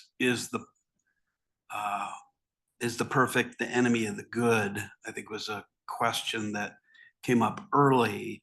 I think what we're striving to do generally is impact, strong impact. And I don't know, and I'm not about to say which pieces of, if a whole WUI code has to be developed for the city of Louisville, or whether it is okay to pick and choose. I think, Rob, if I'm understanding you, that's part of the question you have, is how comprehensive you want us to direct you to be in that. Is that part of it? Yeah, I think when it comes to the WUI code, I think your question is about not the home hardening code and how fast we do that, but the WUI code itself. Is that correct? Yeah. Yeah. I mean, certainly that probably takes some more thought. It's much more in depth. There's a lot of consideration about what's mapped in the WUI and what's mapped out of the WUI. I think we'd want to be very thoughtful about that, and get some community input on the mapping, especially, and that. So yeah, that would definitely take some more time to probably do that well. Just a little bit more just on the timing. We do have our Building Code Board of Appeals. They are kind of our advisory board now on any building code. We just actually formalize that. That just in and of itself, that adds time to the process. So we're not trying to drag our feet or be slow. So I didn't want to give that impression. I think it's been very clear that this is a very high priority and we should put significant amount of effort into the home hardening code as far as doing that quickly. So I want to make sure that's clear, that we heard that loud and clear, and we will. I just don't want to overpromise and disappoint council by not being able to bring it that quickly. I understand that, Councilmember Kern. Thank you. I actually wanted to bring up one point that Councilmember Hamilton stated, and thank you for bringing it up, which was how the hardening code will impact commercial buildings. Simple things like the mesh over vents, which I don't think is a lot of what commercial buildings do. And so the embers can infiltrate into roofs, which is probably part of the reason that some of the commercial buildings we saw burned. Is that something that we can implement? So the components of it that wouldn't normally apply to commercial building, but I don't know how complex it is for you to add that into those updates.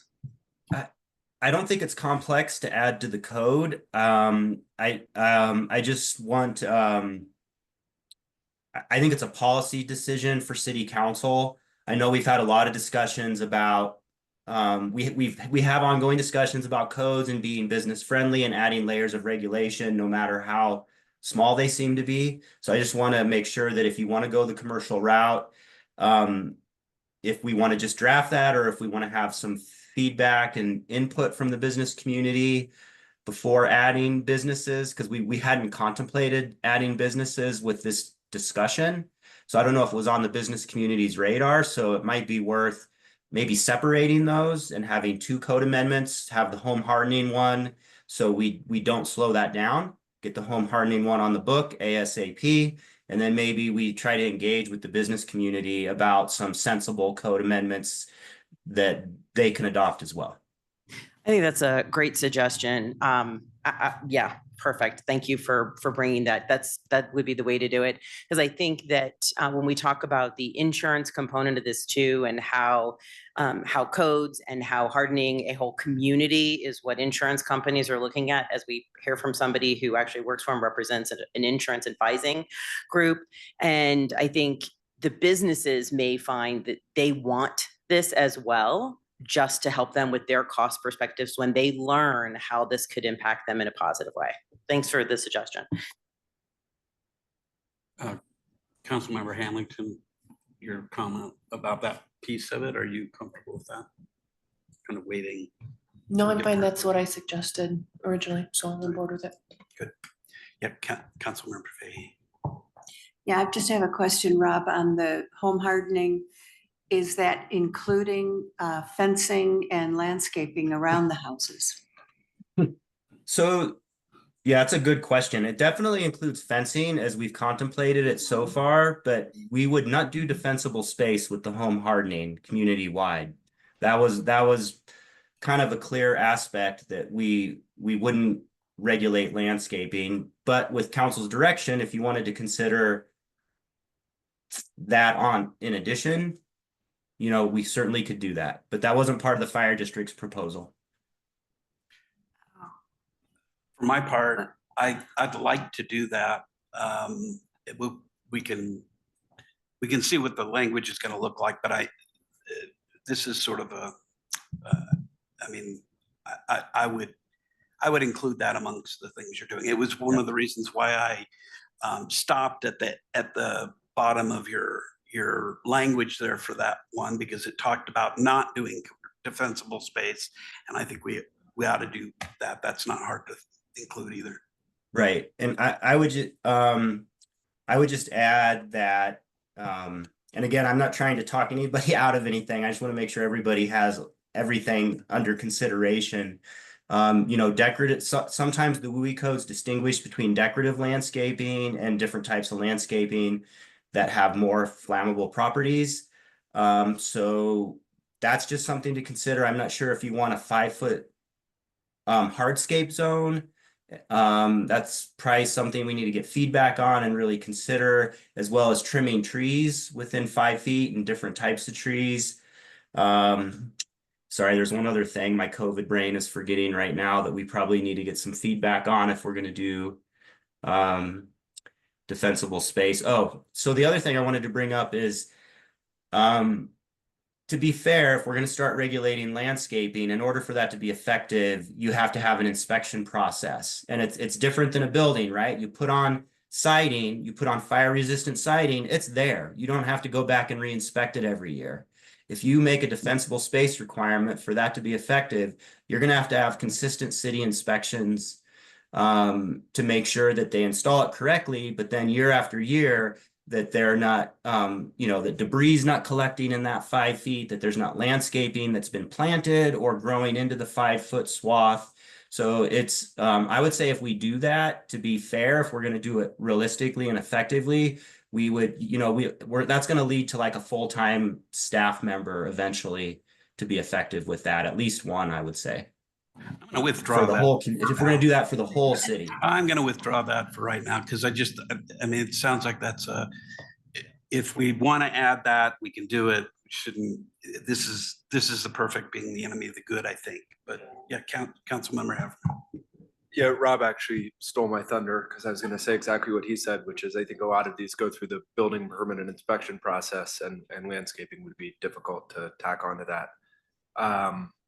I just also want to agree with Caleb about, you know, look, I think we can do the hardening relatively quickly from what I understood from Rob, but that WUI is a heavy lift, and we're asking his group to do comp plan at the same time and all of the work they ordinarily do and 25 other things. And so, I mean, I don't want anybody dropping everything else just to do this. And it's going to be incremental over time with rebuilds and new construction. It's a priority, but we have many priorities. Okay. Other comments? All right. I think, Rob, do you feel like you have enough direction now? Yeah, thank you.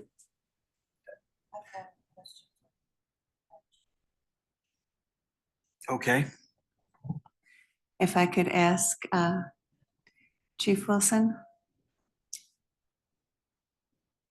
what do you think is the condition of the ditches, and how important would it be just to get the ditches cleared out? That's a great question. And I probably am not the expert on that specifically. I know it's kind of complicated because you have to kind of own the ditch to clean the ditch. So I know that the county is, through the wildfire protection plan, has addressed that. And I know that the county is working hard because most of the ditches are pretty much to the west of us. Some of them, not all, but to the north too, yes. And they go east a little bit too. So, it's complicated answer, unfortunately. But yes, they need to be cleaned. And if we could get the ditch companies to get on board and do it, that would be awesome. Thank you. I think this is a pretty good discussion around all these issues, and I very much again appreciate staff and all the council for hanging in there. And members of the community who came out tonight, many fire survivors, including 2 on council and 5 in our studio audience here. So I appreciate all of that work, and I think let's get something done. Motion to adjourn. Second.